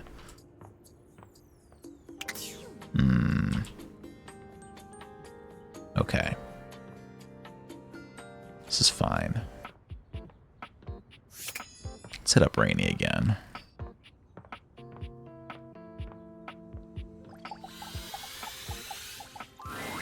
Rainy is pacing when you find her, wearing a small circle into the carpet beneath her feet. She's clearly been at this for a while. You're here! I am ready to get screwed. Let's get this over with. No, I am. Lord! All right, no point putting it off anymore. I need you to screw me. Specifically, I need you to take this screwdriver and tighten my screws. I'm pretty handy with a screwdriver. It can't be that hard. Let's get going. I'm pretty handy with a screwdriver. Hold on! There's one more thing. I gotta take my top off. We can just turn the lights off then. Oh boy, Boob Town. Population? Me. Do you want me to close my eyes? This dialogue coming that has made people so mad. Interesting. We could just turn the lights off then. And you want to stress that you did not write Oh Boy Boob Town? You think you just wrote Oh Boy?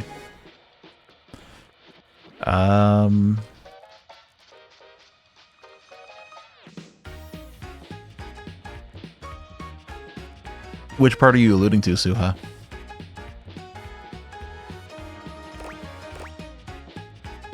The Boob Town bit? Let's see.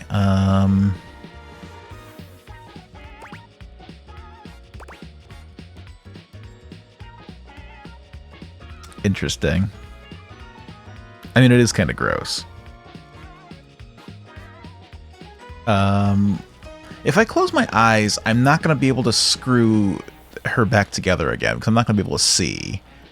But if I turn the lights off, I can at least see what I'm, like, focusing on, but I won't necessarily, like, see anything she doesn't want me to see. So I think that's the one. Just turn the lights off.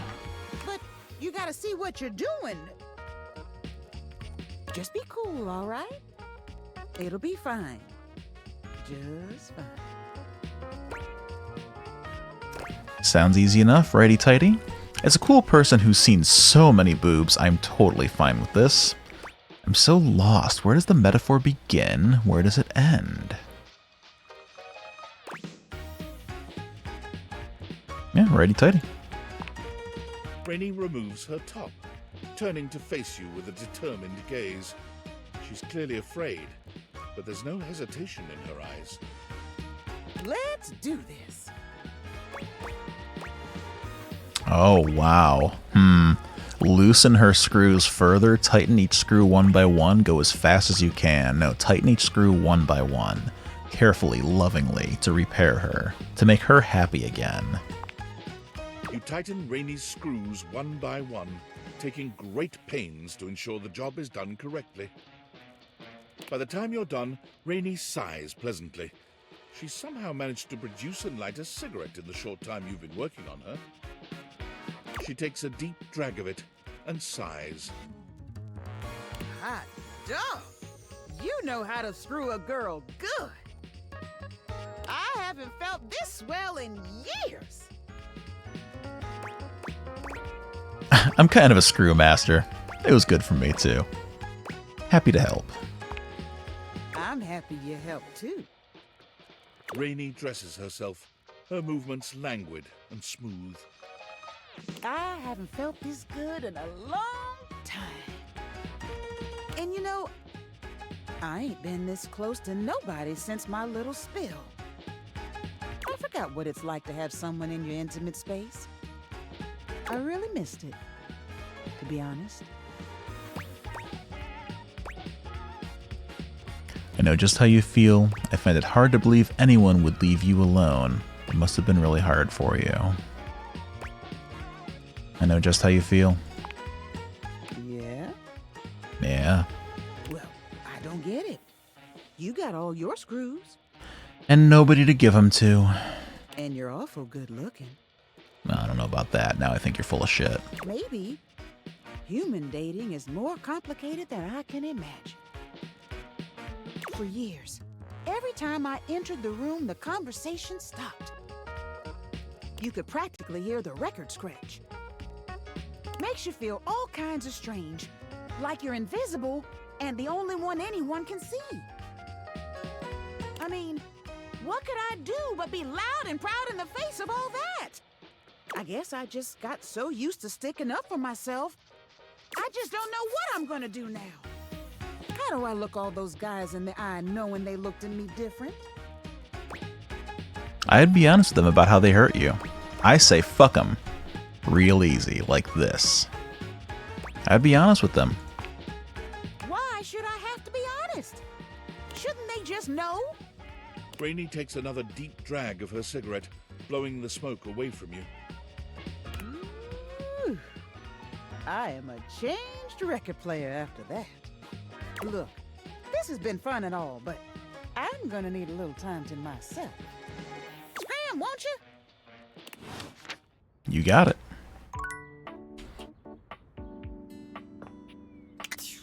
All right.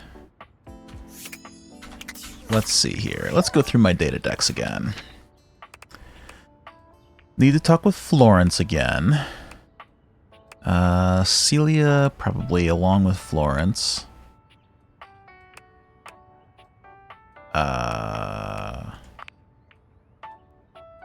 Friends with Dorian.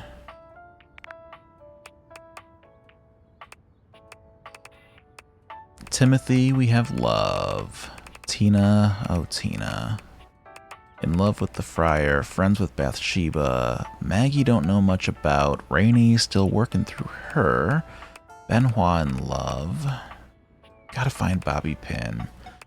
I suppose I should talk to Dunk Shuttlecock.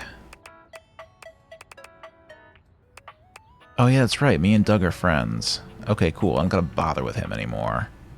Nice.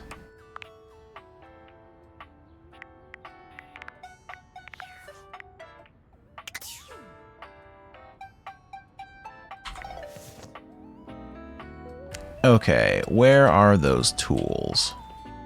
Probably in here, right? Somewhere.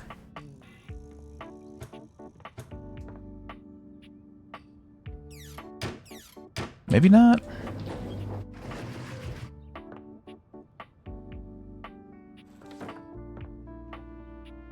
See, if I were tools, where would I be? I mean, in a basement, but I can't get there yet.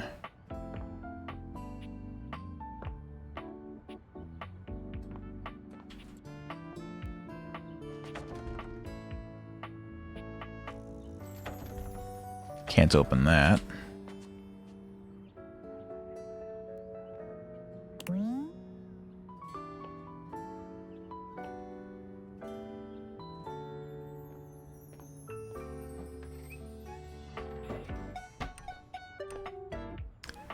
Well,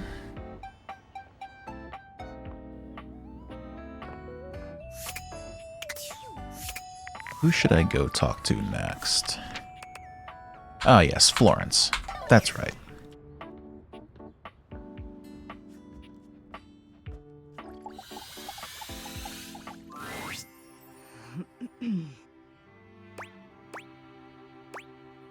Looks like the airway stuff is resolved. Indeed. Not much else to do, but... But what? Tell Florence how you feel. Listen here. I appreciate all your work resolving this matter and everything you do around the house, but this is entirely out of line. Mm-hmm. You can't just go rooting around in the personal affairs of others.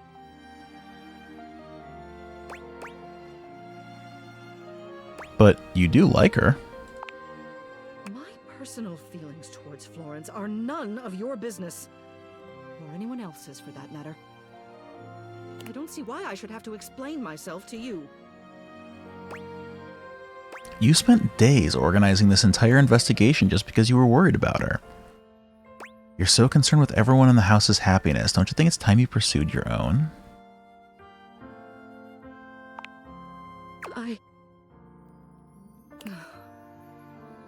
It doesn't matter how I feel. It doesn't matter if everything you're insinuating is true. I'm the mayor. I'm a ceiling of station. I can't just go traipsing around with my secretary. No matter how kindly she is. Or how sweet. No matter how much I may want to.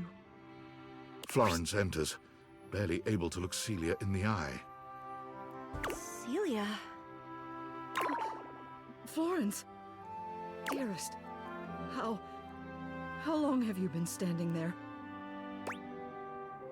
I had my finger on the intercom button the whole time. What?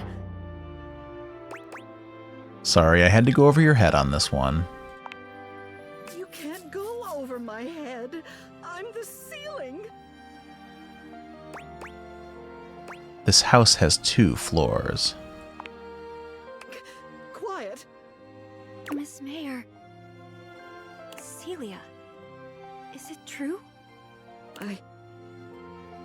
I'm sorry. This must be so embarrassing for you, seeing me like this. Unprofessional, that's what it is. If you would do me a favor and fetch me the official resignation papers, I'll get started on them. It's what I deserve for my conduct. No! Miss Mayor, you can't quit!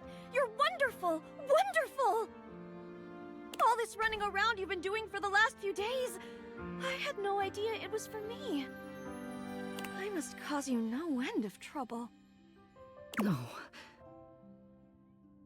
Florence, dearest, do you know what my favorite part of this job is?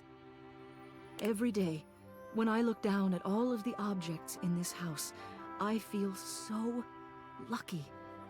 Because from this angle, I always get to see you. The deep brown of your hardwood, softly reflecting everybody's best features.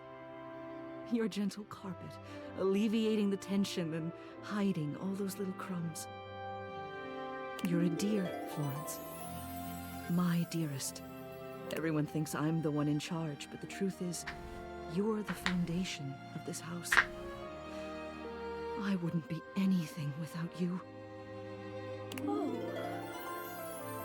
Oh, Celia. I felt the same way about you for so long. But never in my wildest dreams did I think you'd ever... Tears slip down Florence's cheeks. Celia reaches out to dab at them with gentle hands. Oh, come now, dearest. You mustn't cry. You'll get water damage. Well now, what are we going to do about this? It simply won't do to have an elected official noodling about with one of her employees. Well, you are the mayor, but technically, bureaucratically speaking, I mean, the human does outrank you. They could maybe write up some sort of document that makes this okay? Well, there's an idea. What do you say? I could make you co-mayors, partners. Any chance we could make this a 3-party system? No, partners. Co-mayors. Yes, that sounds like the sort of HOA nonsense that the voters might just swallow next election season. Thank you, truly. What you've done for Florence and I, it's more than I can put into words. I'd award you with the key to the house, but you already have one. So here I present to you the fake rock that hides the key to the house. Oh. It's yours. A fake rock. Celia hands you the small faux rock you usually keep outside the door.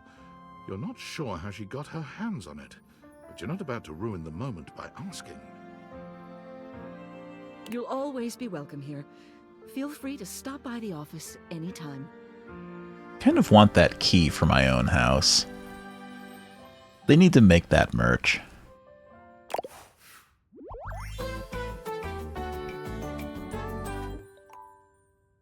You know, I will gladly take this friendship because they found true love with each other. I'm so happy for them.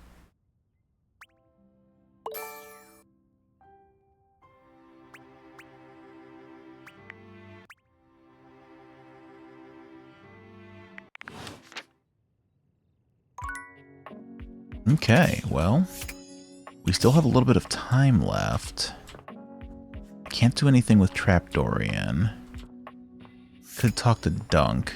I need to find the tools. I want to talk to the tools. Suha, if you're there, are the tools accessible to me somewhere? Am I just overlooking them?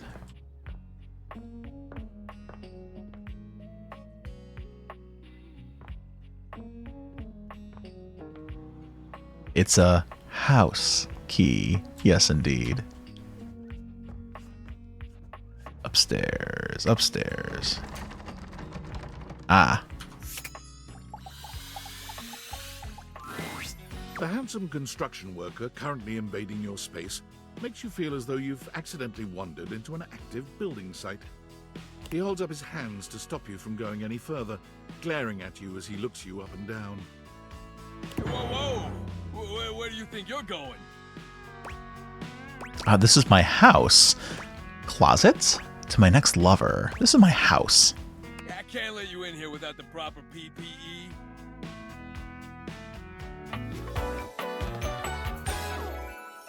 Yeah.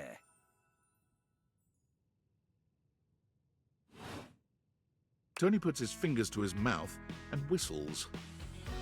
Hey, oh, get him out of here. Hang on a minute. PP what?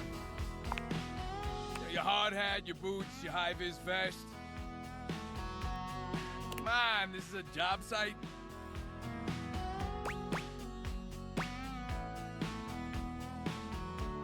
So this part of the conversation is Lorene Nariari, and then there's you and Ray.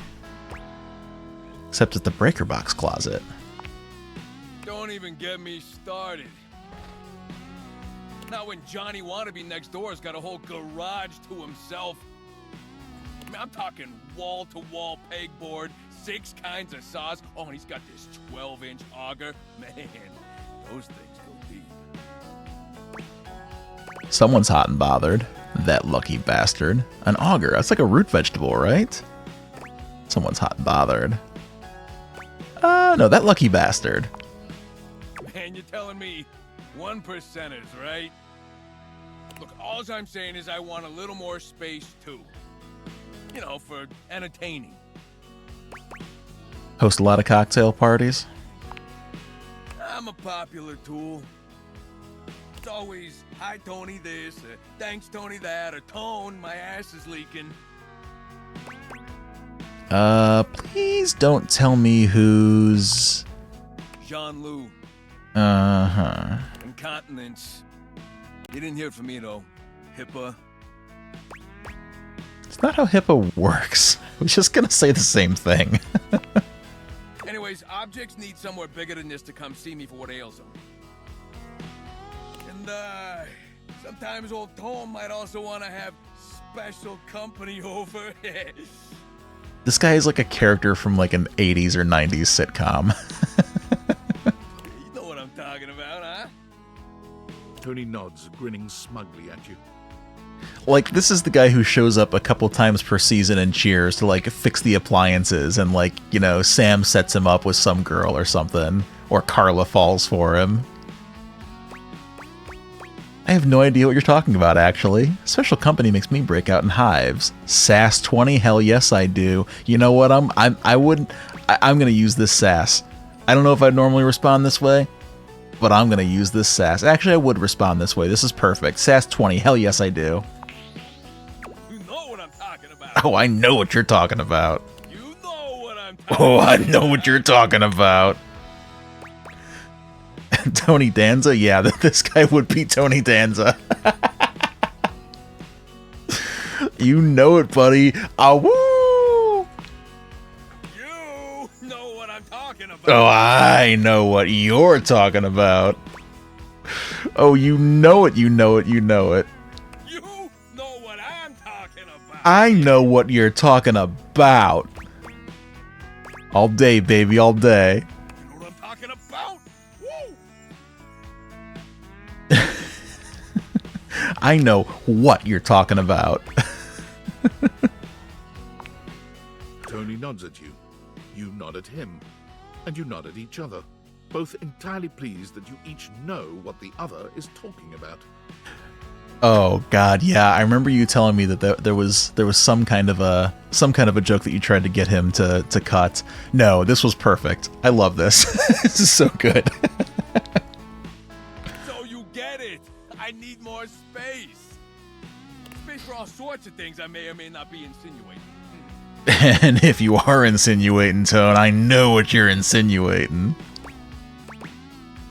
What other things do you like to insinuate?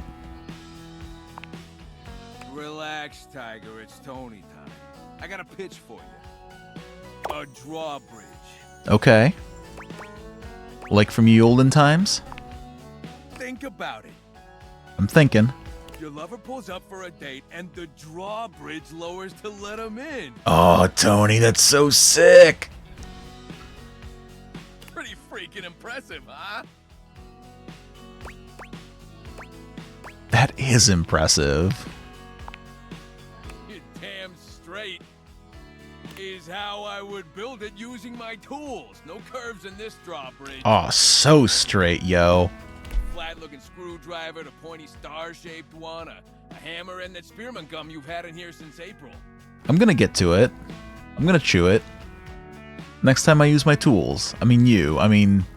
Next time we're hanging out, building this drawbridge, we're gonna chew this gum together. Please tell me there's a moat. Yeah, that could definitely be a thing. Very death trappy. I don't know much about architecture, but I think this might be a bit beyond the capabilities of a toolbox. Please tell me there's a moat. Absolutely. You get it. Which leads into my next idea. I love that his blueprint shows emotions as well. Indoor slide. Indoor slide? You know what? Me and the stairs just had a falling out. I think that we could make this work, Tone. We get rid of the stairs, replace them with a slide. Hell yeah. Travel from upstairs to downstairs. But how do you get upstairs from downstairs? Way ahead of you. Okay, I'm listening. All us construction guys do this. It's an industry standard. Okay. You ready? Yeah? Hit me. Grippy socks. Grippy socks, bro. It's so simple, but so genius. How did I not see it myself? Oh, hell yeah. Can I get a 90-degree incline on the slide? Sounds super fun and not at all inconvenient. Can I sleep on it? I think our stairs might be load-bearing, so I'm going to say no. Oh, hell yeah. Be as steep as you want. Your house, your rules. Now, how do you feel about indoor pools? Oh, bro, I was just about to tell you that we should build an indoor pool. If we rip out the floor in the living room, we can get you an indoor pool. Dude, there's floor all over this house. We can skip it in the living room. I'm in. Let's do it. Hey! Let me get the permits going. See if I can get my best tools on the job. Thanks, Tone. Hammer's availability's been shot ever since the incident. Oh. What incident? Tony slides past your question without skipping a beat. Anyway, that's enough about that guy. Let me tell you about my best-selling workshop. All right. It's a workshop about loving. Oh. What incident? You might as well have said absolutely nothing. Tony doesn't budge from his sales pitch. Bro. You had me on the drawbridge. You had me on the indoor pool. Slide from upstairs to downstairs. Genius, bro. Genius. But I gotta know more about this incident if you're gonna be on this job site. I gotta know what's going on with the hammer, bro. I'm gonna make it real easy for you. Okay. You wanna take my workshop, all you gotta do is show up. No paperwork or nothing. Okay. Now, I don't mean to hustle you out of here, but I gotta take lunch. Of course, union rules. I understand. Union rules. Yeah. Damn. But you can come back later and see what we can do. You know, help you fix up your romantic affairs. Your romantic affairs. All right, you old so-and-so. I'll see you around. Man, there is no chance in hell that I could bear to not just play along with Tony. How fun. What a great character. Okay, well, we still have one more energy to spend tonight. I gotta spend it somewhere. But I don't think any of my active threads are currently active anymore. I guess I could just pick somebody and talk to him. Oh, that's right. I was going to go talk to Dunk. That's right. Let's go downstairs and talk to Dunk.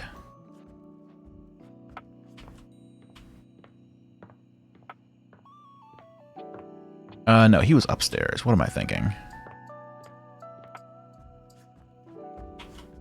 Oh, there is a crouch button.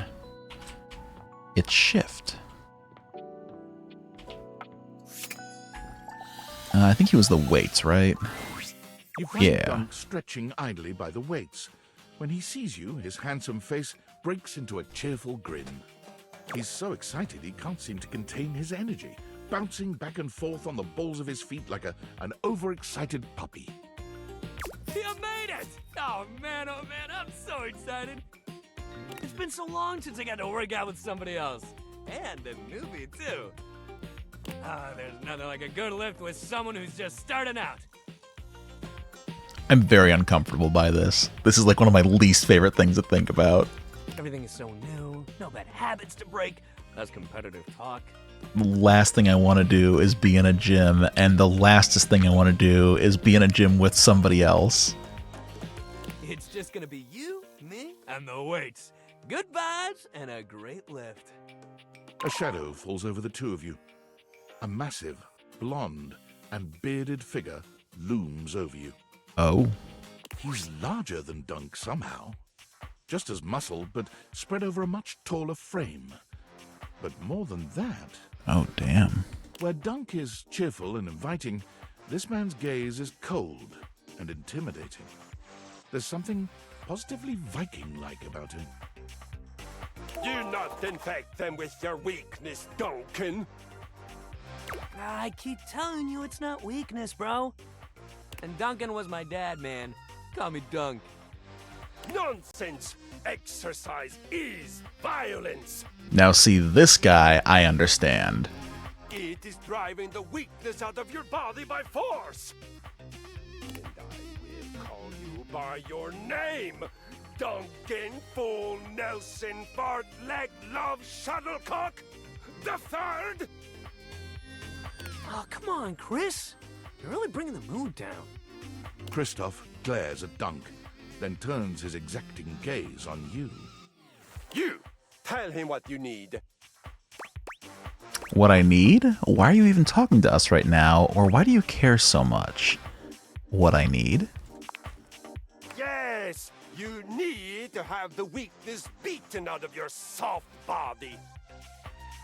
He pauses for a few long moments before finally adding, with exercise. You have neglected yourself for far too long. In my domain, you will do so with intention and strength. None of this real winners do their best and know their limits sentiment and foolishness. You really gotta relax, man. All of us share this room. No, he's right. Exercise should be unpleasant.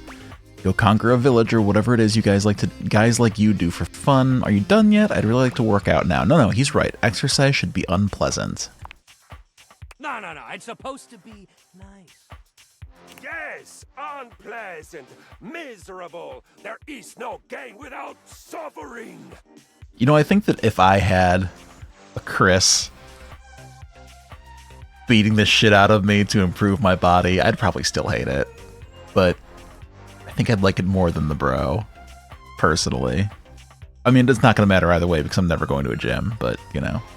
It's no pain, no gain, and that ain't true. It doesn't need to be painful. I am pleased you understand. Make sure you explain it to him. Happy suffering, peasant. God damn, that cross trainer is intense. And bringing the mood down was a sport, he'd be a gold medalist for sure. You could learn a lot from him, right? Good vibes only? I don't even want to waste time talking about him. You could learn a lot from him. What? No, wait.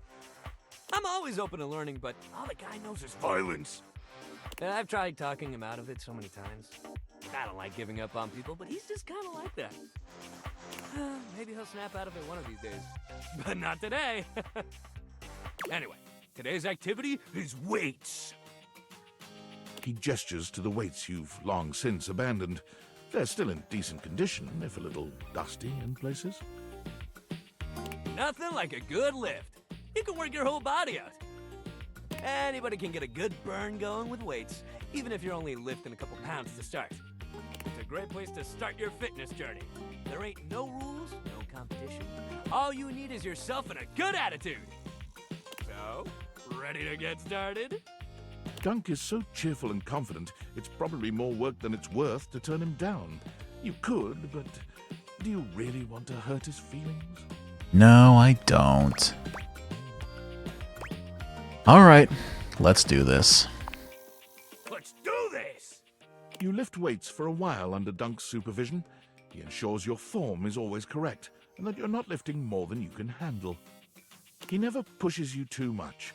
He only kindly encourages you when he sees you growing tired, or if he knows you have just a little bit more left in you. When he calls time, you sit down, sweatier and more exhausted than you've been in a while. Yo, that was amazing, especially for a first session. You doing okay, buddy? Do I look like I'm doing okay, dummy? I'm tired, but I feel good. It's the nicest way that I can say no, I'm not doing okay. That's great. Make sure you take it easy the rest of the day, okay? Resting up after hitting it hard is just as important. If you're sore tomorrow, which you probably will be, make sure you take care of yourself. Try soaking in a bath with Epsom salts, or use a heating pad. You can even try a massage if you got a massager or anything like that. Oh, I've got a massager. Benoit? And it might sound like the exact opposite of what you need, but trust me, keeping that body moving when you're sore only helps. Hello there, Roselight. Welcome to the stream. We are playing Date Everything for a little while longer, and we've almost dated all of the folks that we want to date here. Lay around and feel sorry for yourself, it just gets worse. But I got something that'll help. Next time, we'll do some yoga.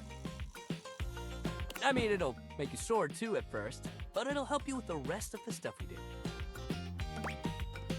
Don't assume there's going to be a next time. Sounds great. All right. All right. You're gonna love it. Just wait. This is exactly how I would respond to somebody trying to drag me into yoga. See you at the yoga mat. And also exactly how people who do yoga sound like to me. Oh, I have unread Discord messages. Well, let's see. Ah, it's my old pal Tinfoil Hat. Unfortunate about Sandy and corporate events planning. She was responsible for all the best casual Friday themes. Now that she's gone, there's finally nothing left of the 7 Pioneers. The 7 Pioneers. In the beginning, there were 7 of us, working out of David's dorm room, stealing Wi-Fi from the neighbors and using cardboard boxes for chairs. We had no idea we were changing the world. We just wanted to design a more efficient paperclip. But then the money started flowing. Money always changes people. Didn't take long for the 7 Pioneers to be whittled down to 1. David. Bingo. And all this? The wretched, soul-sucking corporate monster that Valdivian became? The David. Never wanted that. One by one, they left, but I stayed. Deep down, I really believed David, the old David, was still in there somewhere. But when he wanted to use the Dateviators for military applications, I knew more drastic action was necessary. Quickly. So you stole them. I'm sorry, but there's no time. I'm using the display phone at a wireless store, and they closed 30 minutes ago. The sales associate is giving me the stink eye. I'll follow up when I can. Okay.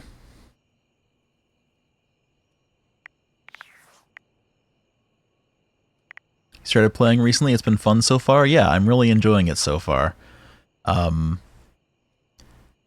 Mostly been playing through the characters written by my good friend Suha, but some others as well, including one by my pal Jay.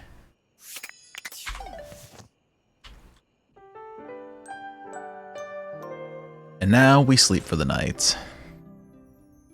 And now we're awake. And now, let's go talk to Trapdorian.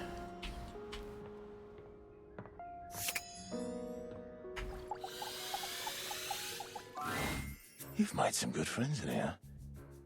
I respect the hustle. Well, hello. In my view, friendship is all about good boundaries. Right in between the dizzying heights of love and the minefield of hatred. Damn. Dorian is less clothed than the last time you saw him. But when your eyes meet, he doesn't seem the slightest bit embarrassed. It's almost like he wants you to see him like this. Oh dear. I'm also wondering if this house has AC right about now. You've caught me in my horizontal state. I try to stay hidden under the rug because this isn't a part of myself that should be out in the open. But even us doors have to cut loose from time to time. You look hot. Dorian's abs seem to glisten a little more with that response. Do you like what you see? I do. Well, you should. I like to keep in shape, duty and all that. I've been thinking of getting some more tattoos. What do you think? You look good as you are. That's why I'm undecided. Getting a tattoo is as permanent as scratching your name on a doorpost. That's why I tend to stick to door-themed tattoos. Can't go wrong with that. Thanks for chatting me up. We're friends, but... The ghost of a smile tugs at his lips. Even friends can have little benefits here and there.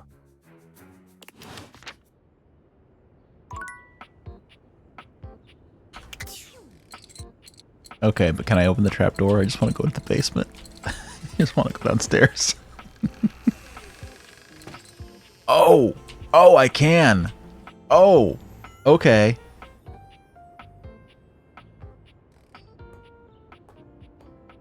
Enter the crawl space.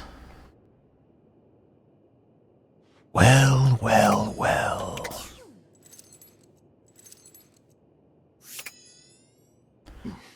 What have we got down here?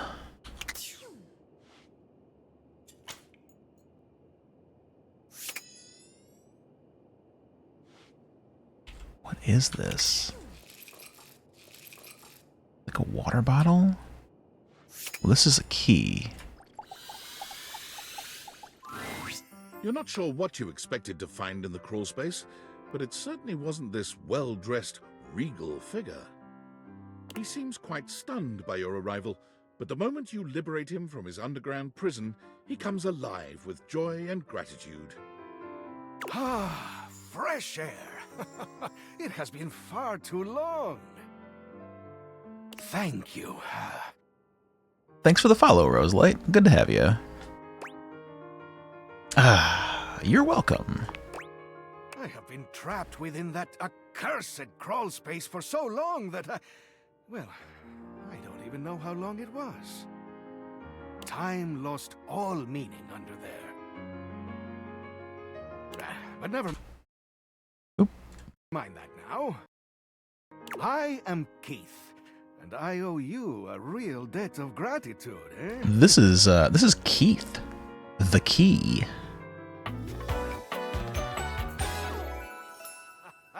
Eso! Hang on! My content aware is going off. Keith, the skeleton key has a bit of a personality quirk that I would like to warn you about. Okay.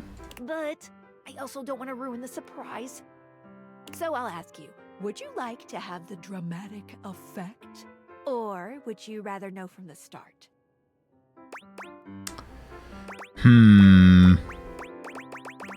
I mean, it can't be awful if they're willing to entertain me getting the surprise.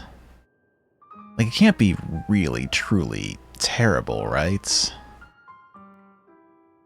I'm gonna go with the ride. You got it. Please tell me, is there anything you're wishing for that I can help you with? I'm actually looking for a way to get into the attic. Do you know where I'd find it? Ha ha! Do I have some good news for you? I am in fact a skeleton key. I can unlock just about anything with a keyhole in this house. And a few things without keyholes besides. That sounds very useful to have. I am nothing if not full of surprising talents. So, Dorian is giving you some trouble, eh? Nice to hear that some things haven't changed while I was gone. Well, fear not. Dorian and I go way back. Is that so? We were practically made for each other, he and I. If you'll allow me the briefest intrusion into your pocket, I'll gladly accompany you. Without further ado, Keith leaps straight into your pocket. Okay, well, I'll take the key then.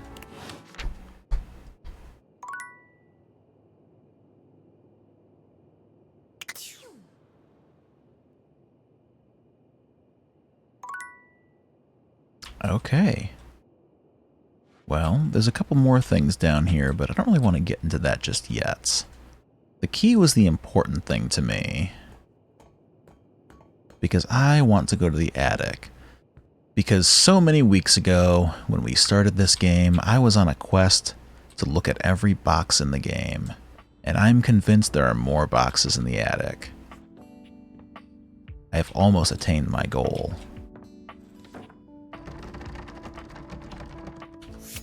Oh, I probably have to... Okay, I probably have to date V8. All I want is a guy who will jump right into my pants, you know? There's something to be said for the direct approach. And Keith seems like a gentleman. I hope whatever his content aware is won't come back and bite me in the ass for saying that. Anyway, let's see here. Still looking for Bobby Pin, though. I didn't see Bobby down in the crawl space. But, I mean, I guess attics can be dark. I'm just gonna get lost here. Let's see, pop down to the crawl space one more time. Just make sure I didn't overlook them.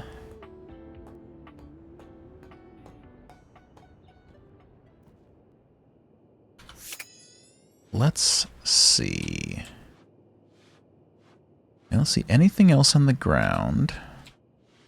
And I see nothing up here, so I don't think that Bobby is here.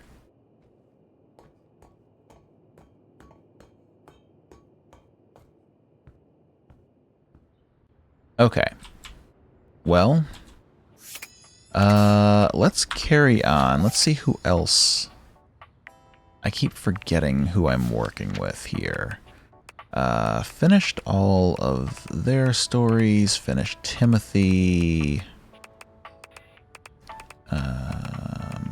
Oh, Rainy. I have to go talk to Rainy. Let's go do that.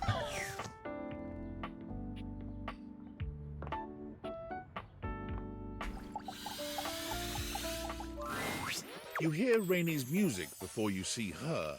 She's dancing with as much energy as she was when you first met. But this time the record she's dancing to sounds beautiful. Hey, you! Come on, join me. I'll join her. You do your best to mimic her frenzied movements. You're not sure how successful you are, but Rainy seems happy with it nonetheless. Yeah, yeah. Get hot. Get hot. Rainy dances with you for a few numbers, only stopping when you begin to slow down. Oh, it's been years and years since I got to enjoy myself like this. Nobody coming to tell me to knock it off, and nobody pointing and whispering while I dance. I thought I'd be happy, and I am. But to tell you the truth, it makes me angry. It's gonna take some time to work through all those feelings. Anger doesn't suit you. I'd be resentful too, honestly. It's gonna take some time to work through those feelings. Yeah, I hear you. But anyway, I don't want to talk about everybody else. All this time, even when I wasn't me, you kept coming back to see me. Of course. To be honest, at this point in my life, I can't see me with nobody but you.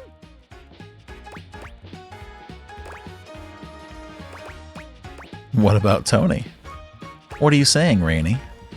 You want to be together? What about Tony? Tony? Oh, he's a great time. But he ain't serious about nothing. I don't know, have you talked to him about drawbridges? Man's a genius. He was cool with me like I was, but you know that toolbox likes him with a few screws loose. I don't want to be reminded of that every time I'm with someone, you know? You're the only one I trust right now.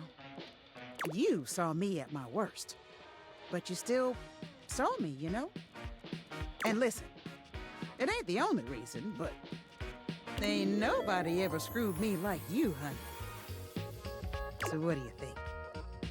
We gonna be an item, or what? I'd love that. Oh, yeah? You know, you screwing me was real nice. But you ever pitch woo to a record player? Let me tell you, nobody does it like we do. I was born ready for this. You got no idea what you're in for, sugar. But I'll show you. Rainy takes you by the hand, and the rest is a blur of jazz music and quirky 20s sayings. You've never felt quite like this. Rainy truly is a swell dame. 20s sayings. You know, in a few years, there will be another set of 20s behind us. Time is an abyss. I am so happy that I got a love ending with her. Let's cut a rug, baby. I think of all the stories that I've had so far, I've enjoyed so many of them. I think Rainy's might be my favorite. I really feel for her, you know? I think she had a really great story, and I'm glad that it turned out well.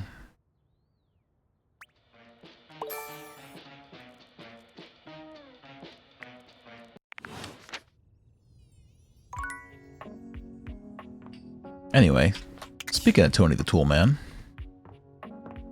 let's go see what's up with him.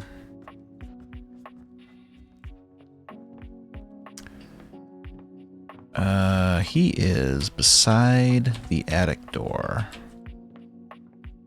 which is over here.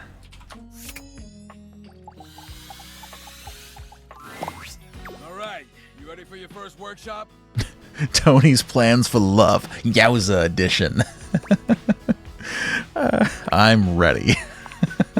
That's what I'm talking about. All right, come to the job site prepared and with the can-do attitude. I like getting the job done. A good job is never done. You're so right. I like trying to get the job done. Unless it's Dunzo. You ever heard of Dunzo? I heard of Dunzo. I mean, no, what's that? It's one step above done. The ultimate done. Oh shit, there's a step above done? Careful though. I knew a screw who had a little too much Dunzo, if you know what I'm talking about. Tony grins, flashing you a pair of finger guns as he waggles his eyebrows at you. Oh, my sass isn't high enough to... Oh, I could keep going with the I know what you're talking about. My sass isn't high enough, damn. I don't want to say I'm not doing this. I want to go along with it. Damn. First things first. In a courtship, as on a job site, you want to look busy. Of course. You don't got to be doing nothing, you just got to look it. Are you telling me that's what Greg was doing? Wouldn't it be easier to just talk to whoever you're trying to impress? Take detailed notes with look of intense concentration. Ah, the sweet sounds of education. Lesson number 2. Take detailed notes with look of intense concentration. You just wrote down lesson number 2? Well, yeah, I'm waiting for you to give me the next lesson. Nod furiously. Wow, commitment. It's what's on the outside that counts. Take detailed notes with look of intense concentration. Yeah, my work here is done. You're so wise, Tony. It takes a real secure and sexy toolbox to change himself for a lover.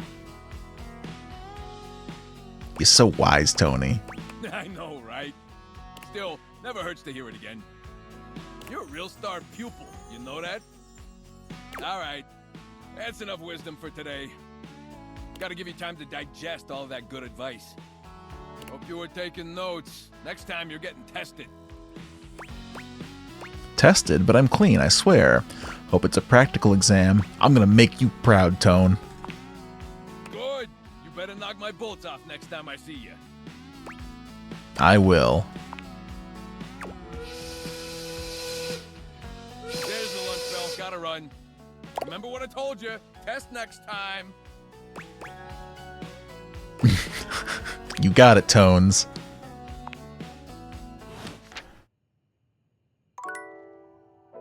What a guy. Alright, let's work out before bed. Ah, man, this isn't where the experience is for today. Yoga time. See you Oh, tomorrow. God, I forgot about yoga. Wait, is that it? That's it? Okay, fine. I'm going to bed. It's fine. Suits me.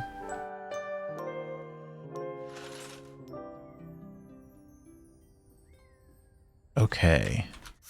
Now, let's have a chat with Dorian. Dorian looms over you, arms crossed over his broad chest.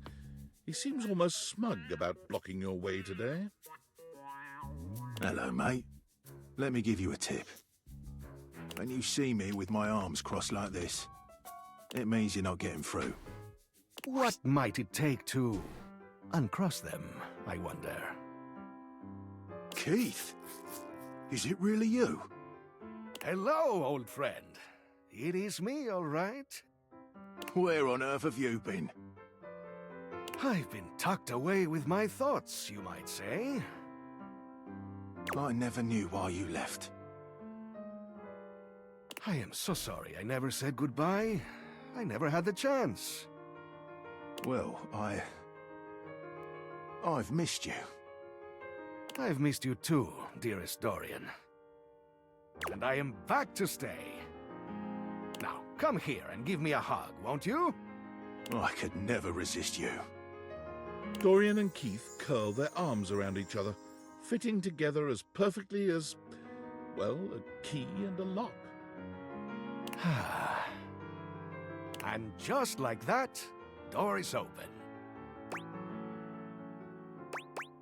You two seem like lovers. We've tried that. Indeed. It did not really work out. I prefer to cherish the fact that it led to our friendship. Quite so. Don't you think love can include friendship? Maybe so, but it can also complicate it mightily. Call me closed off, but love tends to get messy. For us, friendship is the way to go. Okay. The treasure trove of friendship is open to us. All right.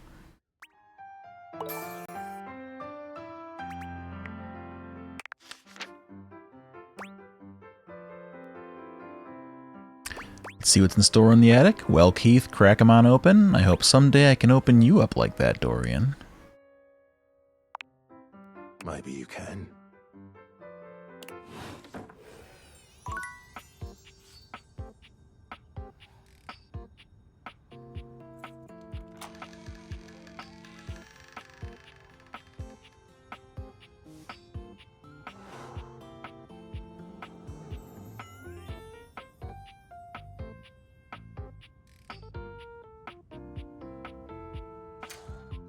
Okay.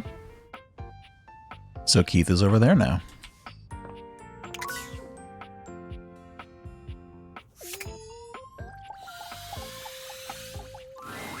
Hello, dear owner. It's nice to see you again. Rick is fine, Keith. You don't need to call me owner. Ah, but of course. Forgive me for my old-fashioned habits. Anyhow, I'm glad you dropped by. I've just been here relaxing on Abel's broad back. I've convinced him to accept my presence. Oh, good. Convinced me? Oh, Keith, you're more than welcome. I'm lucky to have someone as wise and knowledgeable about the home history round.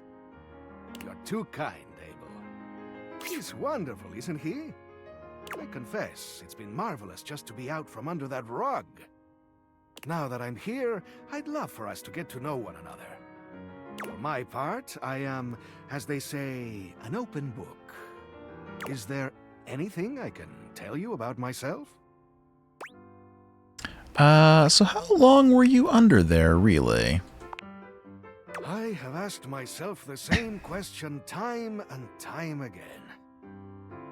Those were dark times, and I had plenty of opportunities to wonder at it. However, I've come to the conclusion that some questions may never be answered. Did the previous owner lose you? I suppose that's possible, but I doubt it. It would appear I was placed there intentionally. I myself have no recollection of the initial incident. That's strange. You might have been traumatized. Were you exploring on your own? You might have been traumatized. You're probably right. But no matter. I am here now. Anything else you'd like to know about me? How old are you? How old do you think I am?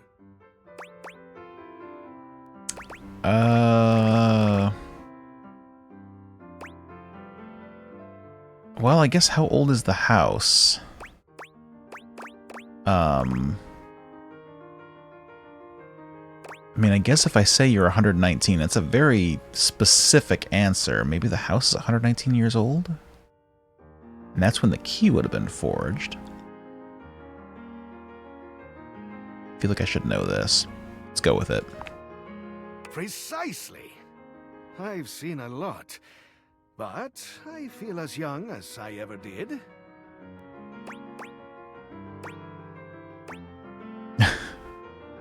Yes, he's definitely 30 years old in anime years. How on earth did I nail that? Yes, I'll admit, I was rather surprised. You must be quite lucky. Or perhaps you were clever enough to gather some inside information before this conversation. That would be impressive, eh? I wonder what else you were told. Anything else you'd like to know about me? That's about it for now. Anything you'd like to ask me? Why, yes. Hopefully I'll get to know a lot about you in the future. But for starters, how about a few basics, eh? Like, do you prefer blondes, brunettes, or something else? Blondes are my style. It's the dark hair for me. I'm a sucker for a silver fox, actually. I'm a sucker for a silver fox. Oh. Keith blushes, breaking your gaze to contemplate something off to the side. Well then. All right. How about another question? Do you believe in destiny? I do. Our fates are sealed. No, the future is open for me to decide. I do. Our fates are sealed. I see. So we were destined to meet. What else do I want to know? Ah, do you think of yourself as traditional or open-minded? Open-minded. That is how you stay young, you know. How about just one more question for now? Forgive me for the boldness, but where do you keep your cash? In the safe? A wise choice. But I must warn you. Yes. That question was a bit of a test, I'm afraid. Okay. As you know, I am a master of opening things, but also of locking them up. Mm-hmm. I would highly advise you to be more circumspect in answering questions of that sort. Okay. Yeah, but I trust you. Of course, but you cannot trust everyone. There are always some who might seek to pursue their own agendas. Maybe even in your own home. Okay, but if you think that, like, I'm putting my money in the safe that I would lock with the key that was locked in my crawl space, like, what are you gonna do? How are you gonna get in there? You're not, Keith. I get it. You're a badass. You open things, you lock things, but my safe has a password on it, and that password is 12345. And I don't think that you're capable of unlocking that safe. Just saying. It's good to have an open heart, but also good to be mindful.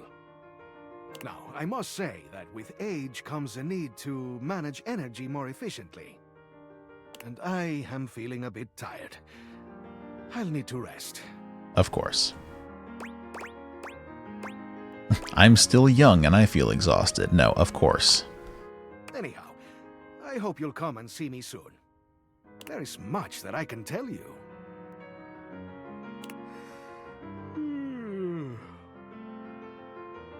Things that will prove quite valuable to you, I think.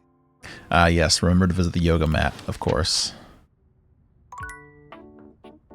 Okay, well, let's see here.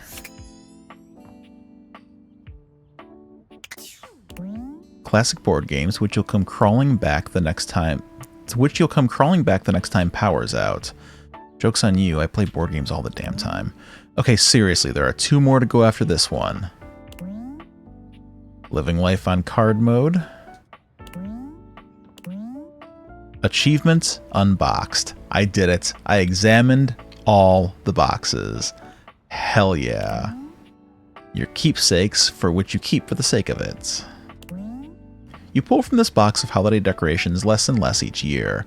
When you don't have people over, putting up decorations is just incubating a chore that'll hatch in 5 months' time. Yes, the most important achievement of the game. Finally got there. This is truly one of the things in your home. The HVAC of the attic, the most elevated of your HVACs.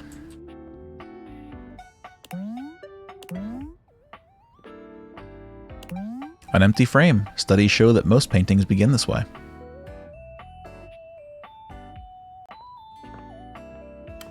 Ah, a light. The second safest way you can store your money until you finally buy another, smaller safe to put inside this one. Sadly, making that purchase immediately renders both safes obsolete. The dream lives on. Well, hello there, Bobby. The attic is dark and cold. That's to be expected. What you don't expect, however, is that Bobby has company before you get here. Then again, it might be more accurate to say that Bobby's company has them. Uh-oh. Listen here, you little worm. Oh, hello. You think you can just slither into my attic and start helping yourself to my real estate? No,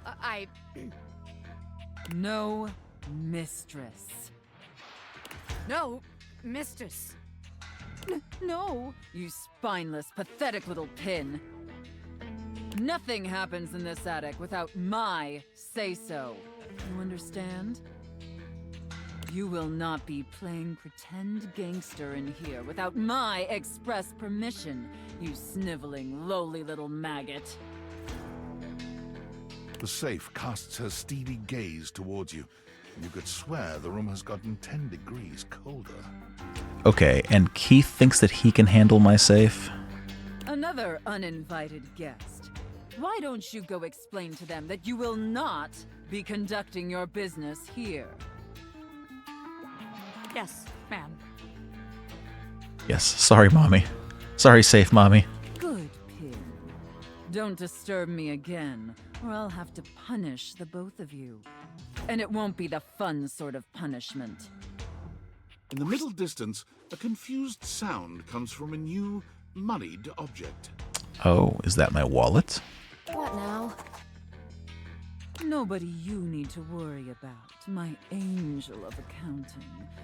No one of worth or consequence. Oh, I see. Bobby lowers their voice, doing their best to appear entirely unbothered by the conversation you just witnessed. They try to strike a casual pose, leaning one arm against the wall, but they accidentally hit a spiderweb and shriek. Goddamn! They look back towards Sophia and lower their voice again. Sophia. The safe is Sophia. Welcome to the attic. Potential future site of the Pin criminal empire. Do you really think there's room for us here? Didn't you just get told you can't be here? This place seems like not quite cool enough for you. I was just thinking the same thing.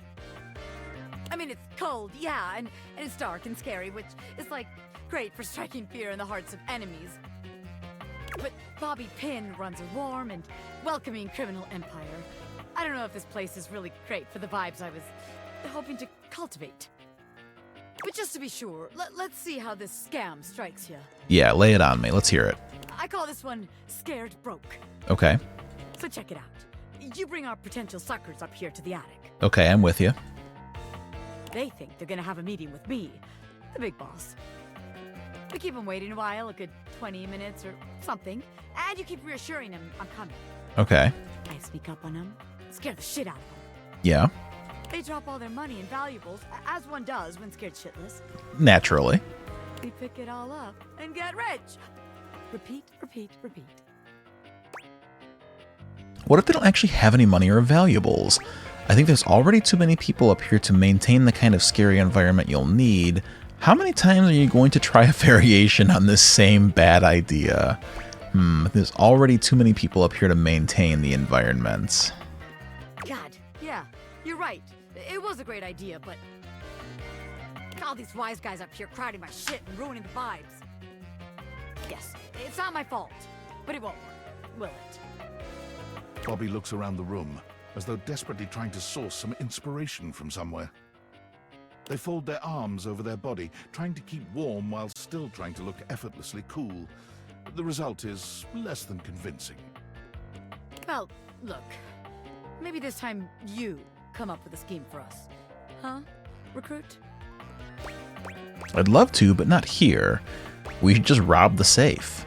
You're the big crime genius, not me. I'd love to, but not here. This place is cramping your style, right? I knew it. No, this place just doesn't have what it takes to host the Pin Gang. I wanted to give it a fair chance, but my time is too valuable to waste. You know? I know. Bobby strides forward boldly, head held high. This place ain't for the Pin Gang. It sucks! What did you say, you miserable little worm? Yikes! I'm out of here! Bobby calls over their shoulder as they disappear down the stairs. You can find me where the magic happens, baby! Where the magic happens. A den of sin and rest in equal measure! Uh-huh. So in the bedroom. Got it. Okay, well. We've got 2 more left for the day. We've got to talk to Tony, and we also should talk to the yoga mat. Where is that yoga mat of mine?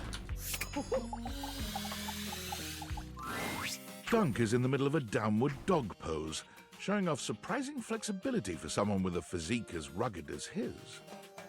When he sees you, he straightens up and waves, but not before you've gotten a good long look at him, in a rather compromising position. Hey, hey, there's my favorite new workout buddy. Ready to try some yoga? I guess. Hey, cheer up, buddy. Yoga rules. I guess. Yoga is popular these days, but when I first started doing it, you wouldn't believe how many of my fellow athletes wouldn't take it seriously.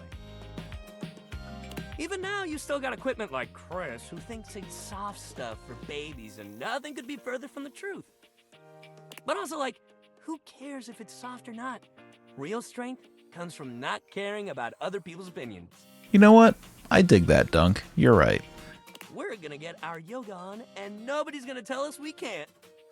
As if on cue, another household object appears in your periphery, perhaps to tell you you can't. What up, what up, what up? It's the bookshelf, Shelley. Dunk's normally unflappable smile grows slightly rigid. Ah, Shelly, hey, we were just about to... Do some yoga? Yeah, I heard. Shelley throws her muscled arms around the two of you, bringing you in for an uncomfortable group hug. She's squeezing far too tight, evidently unaware of just how strong she is. But like, why do yoga when you could lift? Thanks for letting me know. Thank you, Suha. Thank you for being here. Do you know how good at hugging you can be when you lift? Dunk manages to free himself from Shelley's death grip.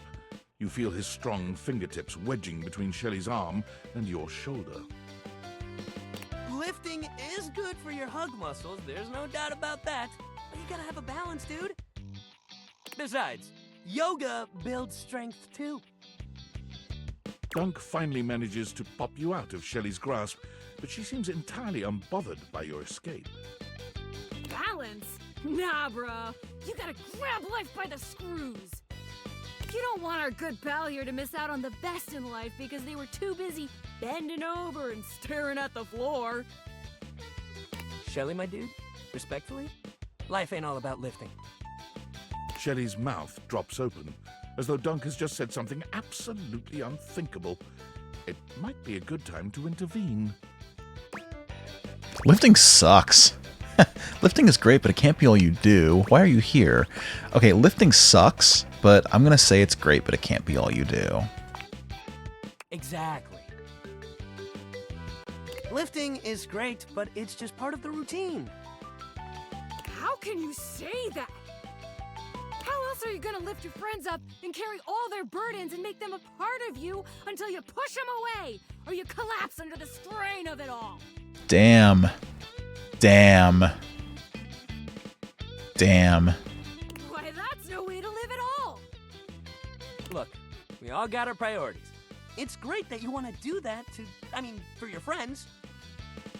But what kind of world would this be if we all did Shelley's job? I'm not sure. this seems to break something in Shelley. She wanders away, muttering to herself. What if everyone did Shelly's job? So many muscles. Dunk exhales, placing his hands on his hips as he takes a moment to recenter himself. Calm. Calm. Okay, yoga time. So first of all, how do you feel about yoga? You ever do it before? I'm not much for yoga. I have to be honest with you, Dunk. That was the old you. The new you might love it. You know, you were starting to warm up. Like, I was starting to warm up to you. I was starting to like you. This new you shit. Come on, Dunk. Let's just try it and see. All right, let's get into it. How about we start with a nice down dog pose? I need you to show me. Can do. Okay, just go ahead and put your hands down in front of you like this. Dunk demonstrates the move for you, placing his hands on the floor and bending down in a V shape. His movements are fluid and easy, and when he's done, he turns to look over at you with a bright smile. Make sense? Your turn. You bend down into a decent downward-facing dog pose, keeping your feet shoulder-width apart and placing your hands palms down on the mat ahead of you. Your body forms a graceful triangle shape. Dunk is elated to see your excellent posture. Yeah, that's it. You're killing it. Now, see if you can lift your leg up behind you so you're in a kind of standing split. Dunk lifts one leg from the ground until it's parallel with his arms, continuing even beyond that until he's in a proper split. He's surprisingly flexible for such a big guy. Do your best. I'm not doing that. Pull a perfect split. Oh yeah, I could just do it on command, huh? I'm gonna do my best. You lift your leg up as far as you can, and while you don't get anywhere close to Dunk's level of flexibility, he seems just as excited as if you had. Hey, yeah, that's it. You got this. You're giving it your all. Dunk leads you through several poses, encouraging you and guiding you wherever you may need. He's an excellent instructor, always considering your body's limitations as he takes you into your next position. By the time you're done, the two of you have worked up a good sweat. There's almost a sort of intimacy to the whole thing. You can't really remember the last time you did something like this with someone else. This is great. You're doing real good. Why don't we cool down with a nice cross-leg sit here? Dunk motions to you to take a seat across from him on the mat. As you take your place on the floor, you find that for once, his boundless energy has simmered down just a bit. You're awfully flexible for such a big dude. How do you keep your energy up all the time? You ever do any of those poses in other situations? You're awfully flexible. Thank you. A lot of big guys like to focus on getting big and staying big. They don't think about how connected everything is. Like if you're squatting, being flexible makes your squats deeper.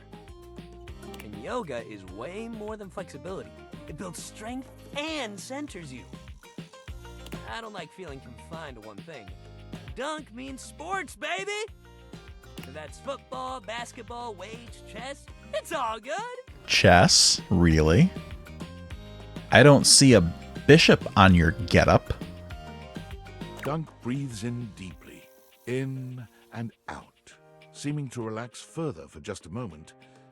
And then he's clapping his hands together and back to his usual energetic self. Great workout today, man. Really, you killed it. Next time, we're gonna do some good old-fashioned sports. Oh, cool. I hate it. I'll even let you choose the ball. I don't want to play sports. Sounds fun, I guess. Aw, don't sound so down.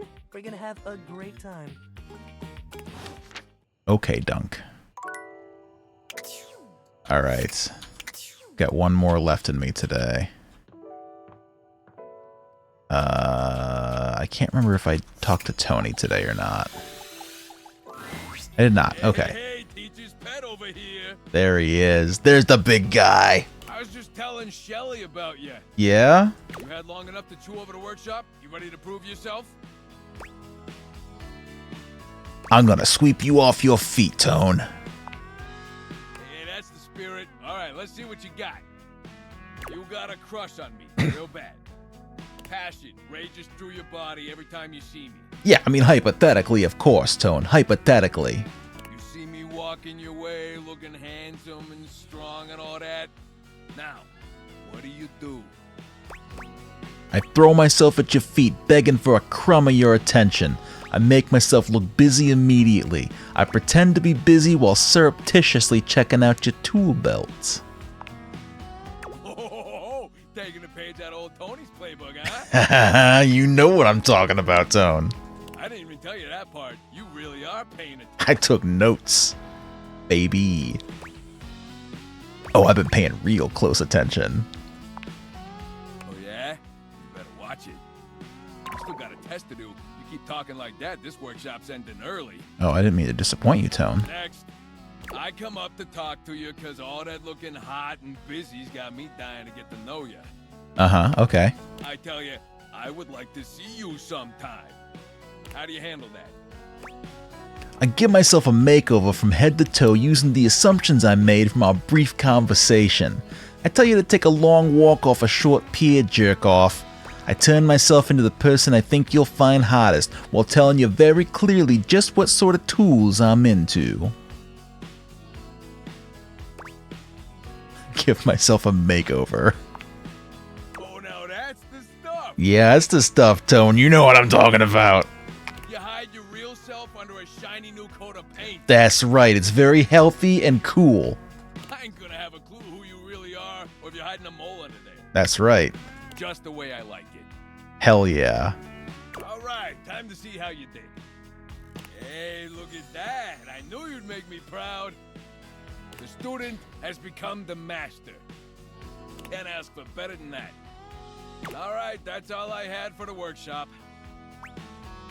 You only had 2 lessons? I'm spent from all this learning. Take detailed notes with look of intense concentration. Thanks for the lessons, Tone.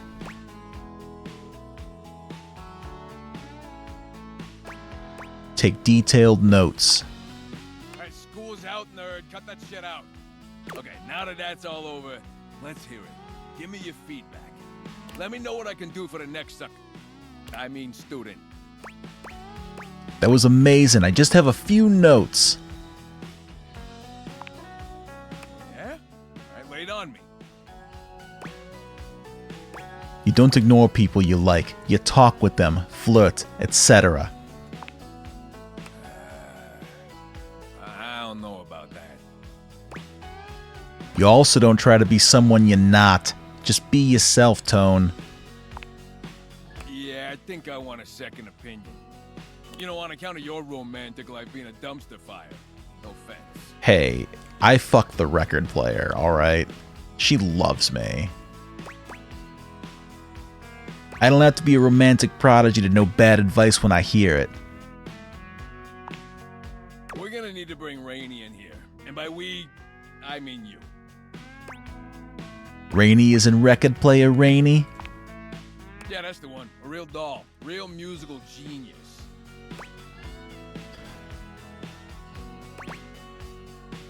I'm not hauling a record player in here, Tony, and also why?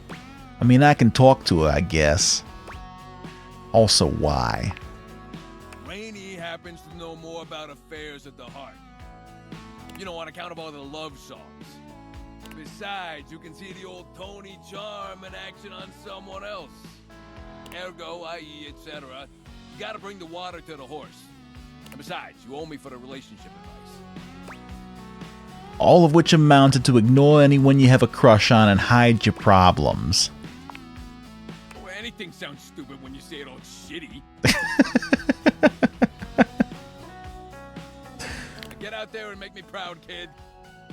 Don't forget to talk to Rainey next time you come through. I'm gonna take lunch. Okay.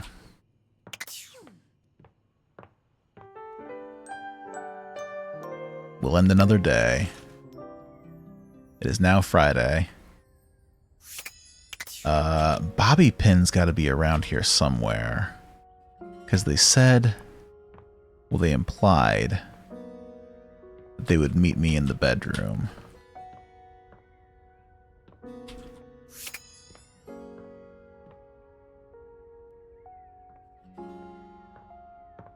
Ah, there they are. As soon as you chance upon Bobby's newest location, you find Betty already speaking with them. Bobby, is that you? You know me? Little Bobby Pin. Look at you now. You've changed so much. Well, yeah. I'm not a little pin anymore, you know? No, you certainly aren't. You've really come into your own, haven't you? Why do you have to say it like that? I'm a grown pin! And beyond that, I'm a goddamn gangster! Oh, you certainly are. Look at you. She pinches Bobby's cheek, which really seems to upset them. Hey! Stop that! Your family has been worried sick about you, you know. You should stop into the bathroom and see them before you go. I hadn't even thought that Bobby Pin's family would live in the bathroom. Yeah. I will! I just... Wait. You know my family? Of course I do.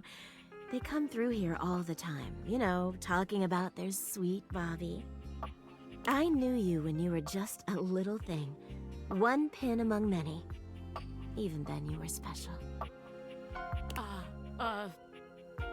Gangsters don't have feelings. But if I did, I'd be real touched. Bobby's gaze falls upon you. Alright, that's enough reminiscing. I got business to run. I'll just bet you do. Take care, sweetheart. Yeah. You too. Bobby sits at the edge of the bed, looking unusually thoughtful. They pat the spot next to them, inviting you to take a seat. There you are, rookie. Have a seat. You okay? Yeah, I'm alright. Just weird being back here so close to where I grew up. You know, I haven't been back to see my family since I got sucked up by Hoove. I will. I just haven't gotten up the courage yet. Would it help if I came with you? That's real nice of you to offer, but I gotta do it on my own. It's just... It's not about, like, who I am, you know what I mean? My family's always been real accepting. I think they knew I was meant for more than being another one of the crowd in there. That's the problem, too. They're so accepting. If I come home and I haven't made shit of myself, they're all gonna pat me on the back and ruffle my hair. They're gonna say, "Oh, our sweet baby Bobby, our angel, you're perfect just the way you are."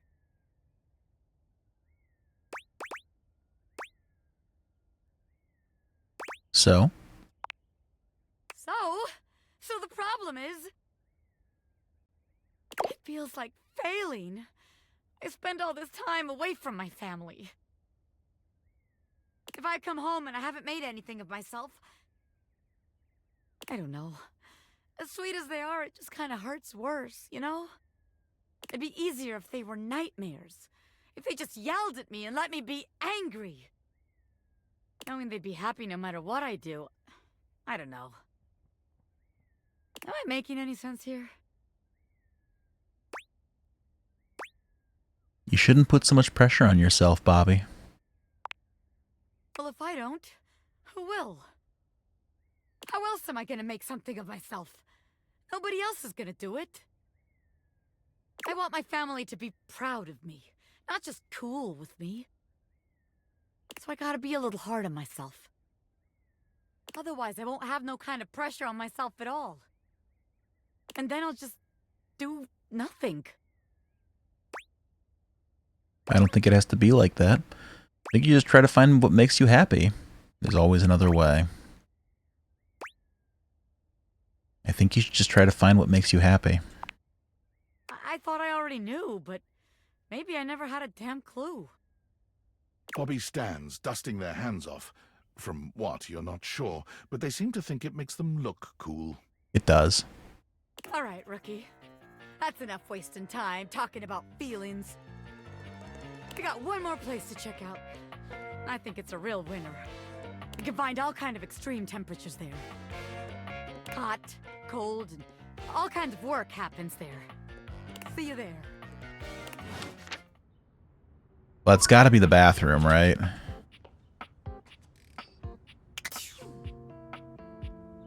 It's either the bathroom or the kitchen. Maybe kitchen is more appropriate, but bathroom would be Bobby bringing it all back home.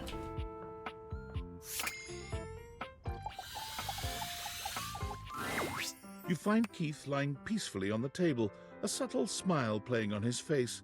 He looks up happily as you approach and waves you over. Hello, my friend. What a pleasure it is to see your face again. You know, after so long down there in that accursed crawl space, I have come to truly appreciate the little things. Such as the feeling of sunshine as I lie here. Or the calm murmur of the other things in the house as they go about their business. Keith's head slumps forward, his eyes fluttering shut. He snores quietly, both hands clutched around the key-like cane that steadies him.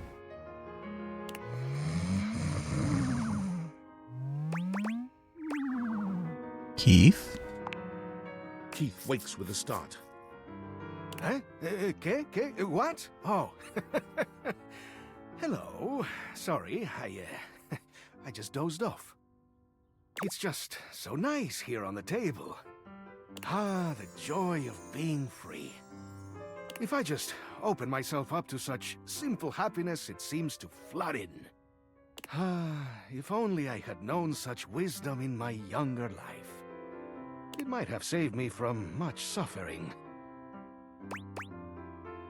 Have you been through a lot? Alas, but I have.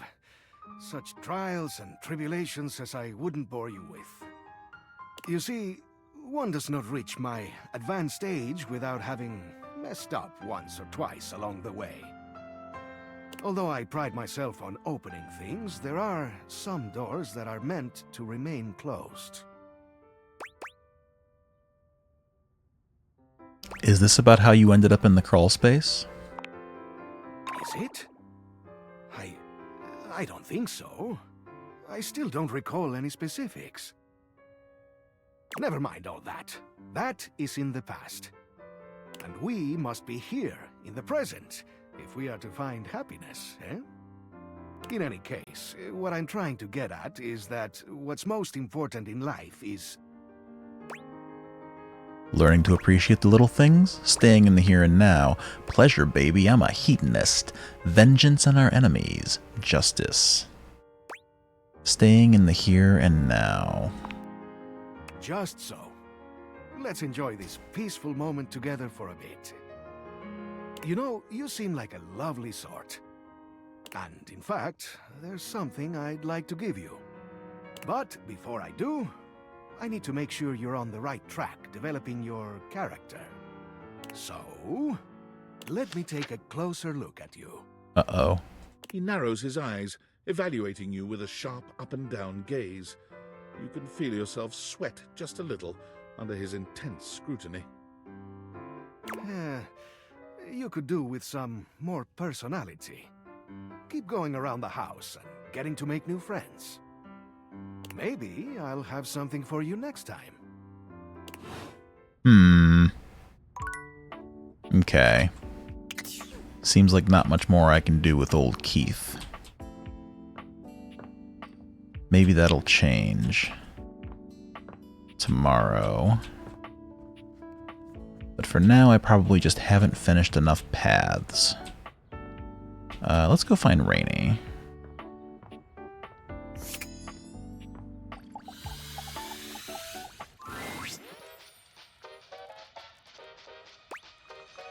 Hi, Rainy. Tony wants to talk to you. Oh, is this about his vocal range again? I've told him before his soprano's nothing to be ashamed of. It doesn't mean that there's anything wrong with his toolbox. We weren't talking about your pecker or nothing. Yeah, I'm just gonna ignore that. If it isn't my favorite gal, how you doing, Dollface? Better since the last time I saw you. Don't I know it? Thought the neighbors were gonna come knocking. Are you guys... Oh, stop. Tony was just making sure my screws were all firmly in place. And boy, were they. Yeah. Now they can hear me down the block if I really put my mind to it. And I owe Tony for that. Without his screwdriver, I'd have been stuck the way I was. I'm real glad you feel that way, Rain, because I need a favor. I've been teaching our mutual friend here the ways of love and courtship. We got a little disagreement about how to put your best foot forward when it comes to the romance. When it comes to the romance. Oh, boy, don't tell me. You did the whole paint over the mold and ignore your crush speech, didn't you? Huh? How'd you know? I never gave you my workshop before. Call it a hunch. Or the fact that I've heard you talk about it way too many times. So what do you need from me? Just tell us which one of us is right. I've been told that I shouldn't ignore my crush and pretend to be someone I'm not. Yeah, don't do that. So you're saying I'm wrong, but I'm the maestro of the workshop? How embarrassing for you. You might be wrong, but you're still hot. I hate to say I told you so, but... Do you hate it? Because it sounds like you're kind of enjoying it. I always enjoy talking to you, even when you're wrong. Yeah. I got too much work going on about this. See you around. Tony is so good at fixing everyone's problems but his own. Take it easy on him, would you? He is a good egg. He really does seem sweet. It's because he is. He talks big, but what you see is what you get with Tony. Take care of him and yourself, all right? Okay. Well, 2 left for the day. Let's see. Just need a quick reminder of who all I have at my disposal here. Because I keep forgetting. I guess there's more Dunk, right? What is this 3 out of 4?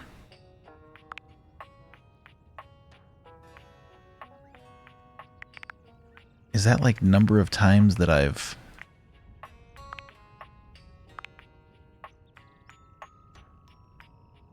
Ah, interesting. Okay, these must be like achievements or something for each character?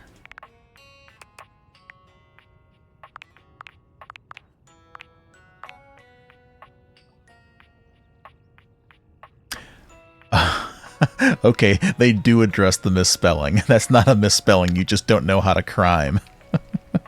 I have to screenshot that and send it to Suha later. Bobby's family. To this day, no one knows where Tal Capone was scattered.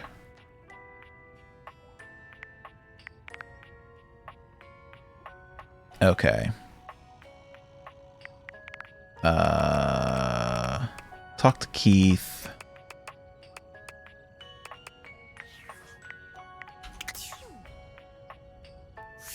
No. Okay. Let's see here.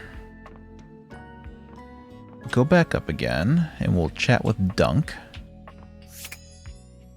Where did he say he was going to be again?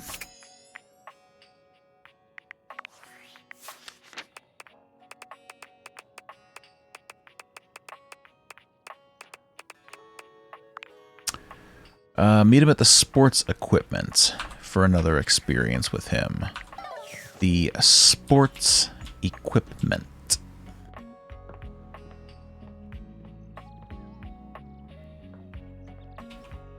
Ah, there is sports equipment. Dunk is dribbling a basketball when you find him today. He handles it with a practiced ease, bouncing it between his legs and twirling it on the end of one finger. Hey, you made it! He passes you the ball.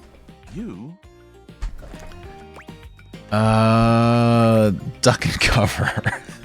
The ball sails straight past your head, smashing into the wall and knocking some ancient trophies down from the shelf. I told you I don't like sports, Dunk. You hear Shelly cry out, but her yelling is drowned Oh, out no. by a much louder crash and a high-pitched shriek. Oh no. My toes! A glittering golden beauty clutches his nose, running at you and Dunk with an absolute river of tears streaming down his cheeks. How could you? Do you know what you've done? Sorry, buddy. That's our bad. I thought they were gonna catch it. Can we see? Stepford removes his hand from his nose, gingerly feeling it to assess the damage. His nose looks oddly squashed. You can safely assume one of those many dusty trophies is now dented. Oh no. How bad is it? Damn, Dunk, I can't believe you ruined this dude's face. I don't like any of these answers. This one's the funniest.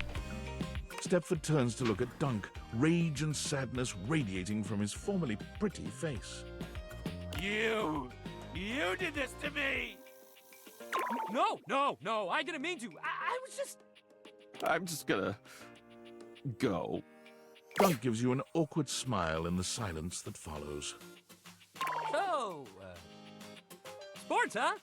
Dunk claps his hands together as though he's psyching himself up. Dude, I told you I didn't like sports. Sports, baby! He turns to pick up the baseball and football from behind him, holding one in each hand. We already had a little taste of basketball, so let's just stick with these two. What do you think? Baseball? Football? He holds them both out to you, alternately raising one up and then the other. Baseball. Oh, hell yeah, baseball! Ah, it really takes me back, you know. He tosses the baseball to you, and to your pleasant surprise, you catch it easily. Good, they didn't give me a chance to fuck it up this time. You'd been expecting some sort of fastball, but Dunk seems uninterested in styling on you. I had a little stint playing baseball for a while. Football was more my thing. Why is your nickname Dunk then? You played football? You don't really seem like a baseball kind of guy. What's a baseball kind of guy seem like? He narrows his eyes, squinting at you as he tries to pass what this could mean. You think I'm the kind of equipment who likes getting hit by a bat? I mean, hey, no judgment or anything, but that's not how I like to get down. You throw the ball back to him, and while your pass is clumsier than his, he still catches it with ease. I just meant that, I mean, baseball's a very athletic sport, don't get me wrong, but there's a lot more downtime. It's a lot more of a methodical game, a lot more of a thinking game. That's all I meant by that. I didn't mean anything bad, Dunk. Even though you did beam that trophy in the face of the basketball, I still think you're okay. I took up baseball after I turned down pro football. I used to play it for fun before, but I kind of needed a break. Everyone around me was so mad at me for turning down the chance of a lifetime, my dad especially. He just couldn't get that playing competitively at that level was his dream, not mine. I just couldn't even pick up a football for a while. I'd always get too sad. Damn, dude. Aw, Dunk. Hey, don't be sad for me. I'm okay now. But thanks for caring. Just seems like everybody wants to be the best at everything all the time. Nobody just plays to have fun anymore, you know?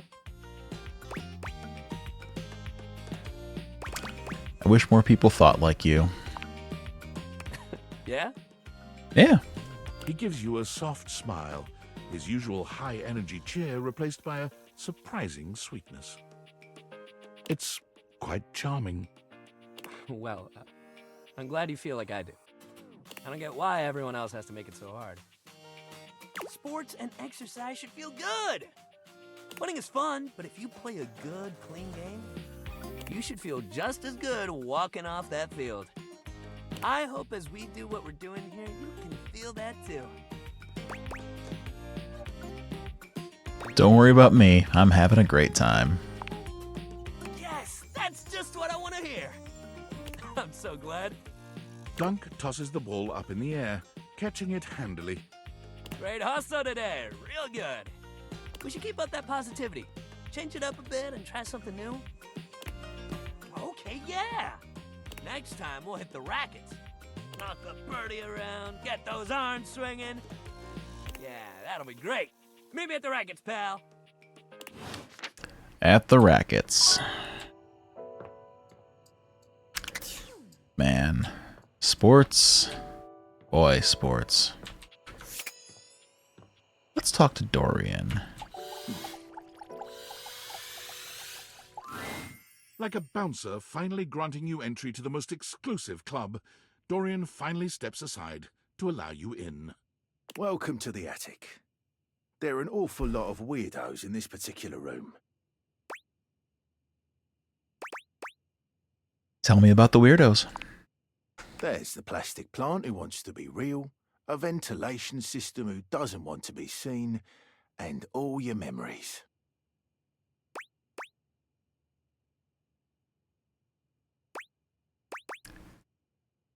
Tell me about my memories. Lady Memoria reigns over all of us up here, a very capable ruler. I would think of her as a despot, if only for the fact that she wants to be gone from here immediately. Try to get her out of this place, would you? What can I do for you? Tell me about the plant. Prissy's dear, a true delight. Don't be judgy, Dorian. Yeah, you're so right. Who are you to call them weirdos? You can find her by the window trying to gain some sunlight. Pity that won't work. What can I do for you? Hector Valentino Ernesto Condicionado. He's a shy one. HVAC. He resides up here, but you can find him through the grates all round the house.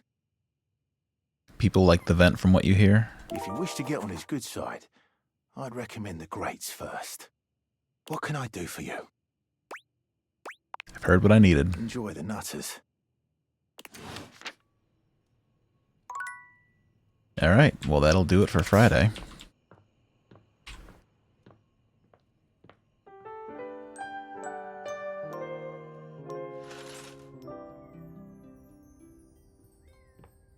Alright, where is Bobby?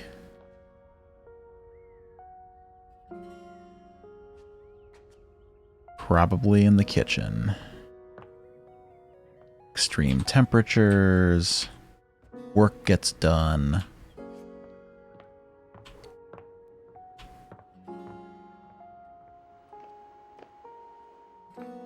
Yeah, there they are. For once, Bobby isn't in the middle of a conversation or cheerily posturing when you find them. They look lost in thought. You made it. Welcome to the future site of the Pin Crime Family HQ. Something wrong? Chin up, boss. Chin up, boss. I'm alright, Oh, hell. I guess there's no point in pretending. I've been all over this damn house. I had so many ideas for schemes. The vent is yandere from what you've seen? But what's the point? This is a house, not some bustling metropolis full of suckers.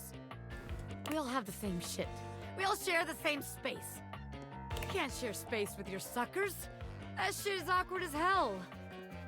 You know, I spent all my time locked up thinking about all the ways I was gonna make money. All the ways I was gonna make my family see I wasn't just little Bobby Pin anymore. I was gonna be somebody. Now that I'm here, I don't even know what the hell I'm supposed to do with myself. I bet you can't unlock that door right now. Yeah, right. Would you give me a demonstration? I want to see an expert at work.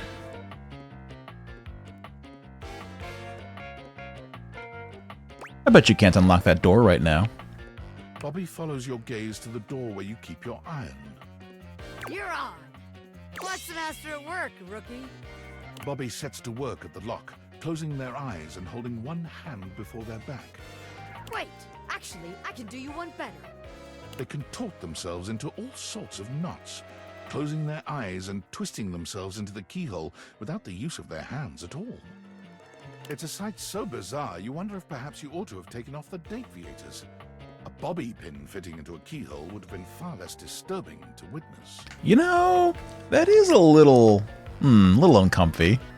What's all this then? Uh-oh. What are you, the fuzz? I'm the door. Well, buzz off and open already. Trying to show off my world-class lockpicking skills to my associate here. I suppose you're harmless.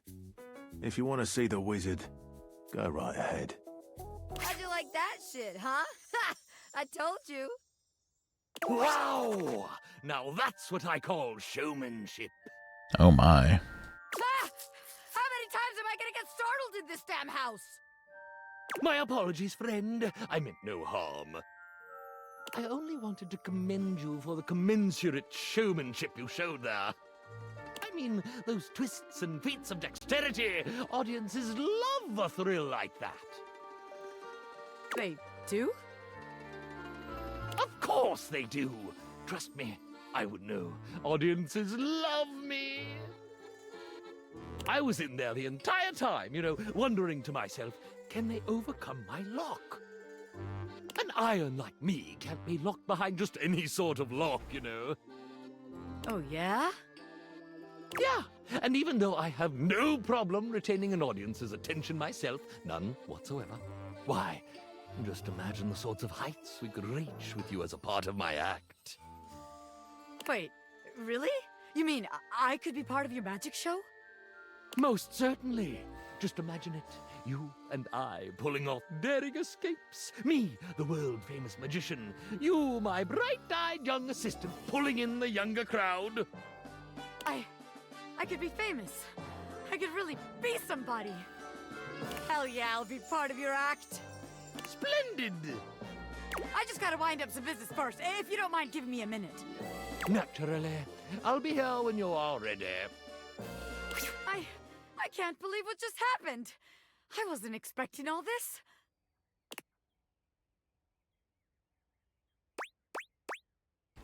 What's gonna happen to the Pin Gang? The Pin Gang? Well, look, maybe it's better we don't work together. After all, it'd make the huge crush I have on you kind of awkward. Power dynamics and all that, The Pin Crime family has standards, ethics. I'd have to submit all this paperwork to HR, What a pain in the ass. Wait. wait. Crush. You're telling me you couldn't tell? You never felt that crazy electricity between the two of us? I was trying to stay cool, but I was gonna blow at some point. Better we don't have all that baggage in our way now. I'm so glad it's not just me. Of course it's not just you. This shit was mutual, baby. Baby! Anyone could see it. Can you imagine our suckers trying to let us scam them? Meanwhile, we're making eyes at each other the whole time? Disgusting. Sounds kind of hot, honestly. Oh, you like being watched? Interesting. I'll have to remember that. But in the meantime, I guess I got some rehearsing to do for my new gig. You want to come with? I could get you a backstage pass. I'd love that. Hell yeah! Bobby offers you their arm, and as you walk forward together, you're struck by just how good it feels to be partners, ready to support Bobby in their exciting new venture, and receive their support in turn. As you watch Bobby perform, you're deeply proud to call them your beloved. When they turn to smile at you in the crowd, they make you feel as if you're the only one in the room. I would like to know where all this is happening.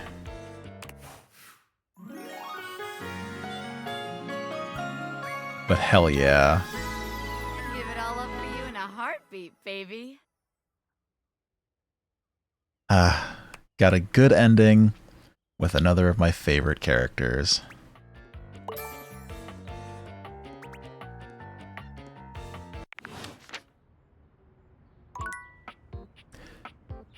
Well, I still have energy left on Saturday, but honestly, I'm kind of feeling like that's a great place to end here. I think I'm going to continue playing Date Everything on my own because I do want to see some of these stories through, and if you are watching along and you'd like to see those stories through, I encourage you to play the game for yourself because this has been very cool, and I'm sure that you will have other choices to make, and you will see new stuff. But I think this will end my Date Everything stream journey. I'm going to end it on a high note, going out in love with Bobby Pin. And next week I will be back with... Is it Wonder Boy or is it just Monster World? I think it's just Monster World. Monster World 4, another Wonder Boy game. It's supposed to be excellent.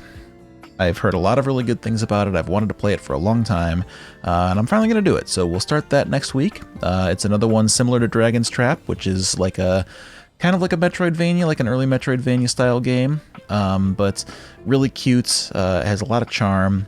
I believe it wasn't released in the US until it came out on the Wii Virtual Console, so that's the version that I have, is a ROM dump of that game. So I'll be starting on that. Look forward to seeing you all. Thank you very much for joining me.